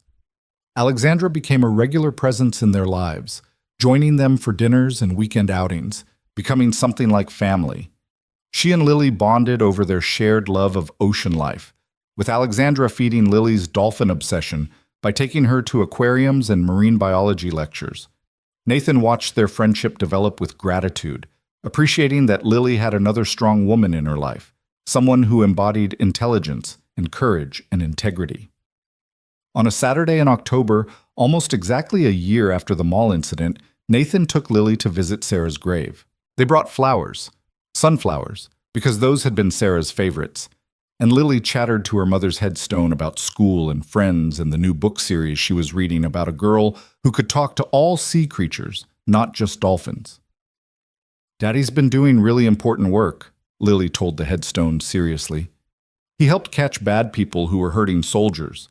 It was scary sometimes, but he was really brave, and now he has a new job helping to make sure it doesn't happen again. I think you'd be proud of him." Nathan's throat tightened with emotion. "I think she'd be proud of both of us," he said softly. "We've had a pretty incredible year." "The best year," Lily agreed, "even with the scary parts." As they walked back to the car, Lily slipped her hand into Nathan's. "Daddy, can I ask you something?" "Anything, sweetheart." "That day at the mall, when you helped that lady and those security guards were being mean, were you scared?"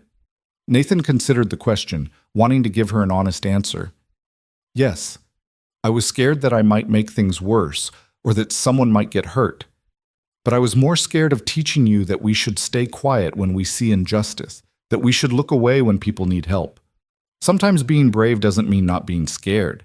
It means doing the right thing, even when you are scared." Lily processed this, her small face serious. "I think that's what growing up means, learning to be brave even when things are scary." "When did you get so wise?" Nathan asked, not for the first time. "You keep asking me that," Lily said with a giggle. "Maybe you should accept that I'm just a very wise person." "Maybe I should," Nathan agreed, smiling. That evening, they hosted a dinner at their new apartment, larger than the old one, with an extra bedroom and a small balcony where Lily was growing tomato plants. Alexandra came, along with Marcus Webb and his wife Martha, Gerald Whitman and his partner, and Jennifer Chen. It was a strange assembly, brought together by a fraud investigation, but having become something like friends through the shared experience. They sat around Nathan's dining table eating takeout Thai food and talking about everything except the case. Marcus told stories about his grandchildren. Alexandra described her latest investigation for the SEC. Gerald discussed the reforms taking hold across Carter Industries. Jennifer talked about upcoming prosecutions of other defense contractor fraud cases, emboldened by the Reynolds conviction. Lily moved among them like a small ambassador, telling jokes and showing off her drawings and making sure everyone had enough food. Nathan watched her with a profound sense of gratitude. Despite everything, the threats, the publicity, the disruption to their quiet life, she was thriving, happy, secure in the knowledge that her father would always protect her and always try to do the right thing. After dinner, after everyone had left and Lily was asleep clutching her latest dolphin book, Nathan stood on the small balcony looking out at the city lights. His phone buzzed with an email from one of the Marine families he'd testified for. It was a photograph of a memorial service, a headstone for their son who'd died 7 years ago, finally updated with an inscription that read, "Killed in action due to equipment failure caused by corporate fraud. His death was not in vain. Justice was served." Nathan stared at the photograph for a long time, feeling the weight of what had been accomplished. Reynolds was in prison. The fraud had been exposed. Reforms were being implemented. Families had answers. Justice, imperfect and delayed but real, had been served. His phone rang. Colonel Patterson. "Reed, I wanted you to know the Kellerman Defense Systems criminal case is moving forward. Indictments are coming down next month. 3 executives, 2 Pentagon procurement officers, and 4 testing facility employees. All because you had the courage to reopen a case everyone else wanted to stay buried." "We all had that courage," Nathan said. "You, Marcus, Alexandra, all the other whistleblowers. We did it together." "We did," Patterson agreed, "but you started it. That question you asked in the mall, do you consent? That was the pebble that started the avalanche. You made the rest of us remember what integrity looks like." After they hung up, Nathan remained on the balcony, thinking about the chain of events that had started with a simple question. A woman surrounded by security guards. A single father stepping forward because his daughter was watching. A moment of ordinary courage that had become extraordinary in its consequences. He thought about all the people whose lives had been changed by that moment. The families who finally had justice, the soldiers whose equipment would now be properly tested and maintained, The whistleblowers who'd found courage in his example, the reforms that would save lives for years to come. And he thought about Lily, sleeping peacefully in her room, growing up with the understanding that one person really could make a difference, that standing up for what was right mattered even when it was hard, that courage wasn't the absence of fear, but the decision to act despite it. The video from the mall had been viewed over 200 million times now. It had become a cultural touchstone, referenced in articles about citizen activism and corporate accountability and the power of asking simple questions. But for Nathan, it would always be just a moment when he'd made a choice, to speak up instead of walking away, to act instead of remaining silent, to do the uncomfortable right thing instead of the comfortable wrong thing. A year ago, he'd been a single father struggling to make ends meet, hiding from his past, trying to build a quiet life in the aftermath of personal tragedy. Now he was something different, still a father first and always, but also an advocate, a whistleblower, someone whose voice carried weight when he spoke about integrity and accountability. The transformation had been unexpected, often unwanted, and occasionally terrifying. But looking back, Nathan couldn't regret it. The path he'd chosen had brought justice for people who'd been denied it. It had exposed corruption that would have continued unchecked. It had made him someone his daughter could be proud of, someone who lived his values instead of just talking about them. His phone buzzed one more time. Alexandra sending a photo. It was a picture from dinner, all of them around the table laughing at something Lily had said. The caption read, "A year ago we were strangers, now we're family. Thank you for asking the right question and starting all of this." Nathan smiled and typed back, "Thank you for having the courage to keep fighting when everyone else wanted to quit. We make a good team." "The best team," Alexandra replied. "And Nathan? Sarah would be proud of both of you." Nathan looked at the photograph again, at these people who'd become his chosen family, bound together by shared purpose and mutual respect. Then he went inside, checked on Lily one last time, still sleeping peacefully, her face serene in the glow of her nightlight, and went to bed feeling something he hadn't felt in years. Peace, purpose, pride in who he'd become and who he was still becoming. The next morning brought new challenges, new cases, new opportunities to make a difference. The defense industry reforms would take years to fully implement. The trials of Reynolds' co-conspirators would require Nathan's testimony multiple times. The work of building ethical systems that could withstand the pressures of corporate profit-seeking would be ongoing and never fully finished. But Nathan was ready for it. He'd learned that ordinary courage could have extraordinary consequences, that one person asking the right question could change entire systems, that standing up when others stayed silent mattered more than he'd ever imagined. And every time he doubted himself, every time the challenges seemed overwhelming, he'd remember that moment in the mall, the security guards surrounding Alexandra, Lily asking if they were bad guys, the decision he'd made to step forward and ask a simple question. "Do you consent?" 5 words that had changed everything. 5 words that had exposed corruption and saved lives and brought justice to people who'd been denied it. 5 words that had shown his daughter what integrity looked like in practice. Lily drew a picture in art class that week. It showed 3 figures holding hands, a tall figure, a medium-sized figure, and a small figure. Above them, she'd written in careful 7-year-old handwriting, "Our family." The medium-sized figure was Alexandra. Without Nathan saying anything, without any formal discussion, Lily had recognized what they'd all become to each other. Family. Not by blood, but by choice, by shared values, by standing together when it mattered. Nathan hung the picture on the refrigerator where he could see it every morning, a reminder of what they'd built together, what they'd fought for, what they'd won. Justice for fallen soldiers, accountability for corporate corruption, reform that would save lives for generations, and a family, unconventional but real, built on the foundation of people who'd chosen courage over comfort. It was more than Nathan had ever hoped for when he'd stepped forward in that mall, more than he'd dreamed possible when he'd resigned from the Marines 6 years ago, more than he'd imagined when Sarah died and left him alone to raise their daughter. But somehow, despite all the fear and difficulty and uncertainty, they'd made it here, to a place where justice was served, where truth mattered, where ordinary people asking extraordinary questions could change the world. Nathan Reed had asked one question, And in answering it, he'd found not just justice for others, but redemption for himself. Purpose. Family. A life that mattered. And that, he thought, as he watched Lily play on the balcony with her tomato plants, telling them stories about dolphins and adventures, and the brave people who stood up for what was right, that was everything. The story that had begun with a simple question in a shopping mall had ended with justice served and lives changed. But the real story, the story of Nathan and Lily Reed, of Alexandra Carter, of Marcus Webb, and all the others who'd found courage when it mattered, that story was still being written. One day at a time, one choice at a time, one moment of courage at a time. And it would continue, Nathan knew, for as long as there were people willing to stand up and ask the questions that needed asking, willing to fight for truth even when it was hard, willing to believe that ordinary courage could have extraordinary consequences. Do you consent? The world had answered no. And together, they'd made that answer mean everything.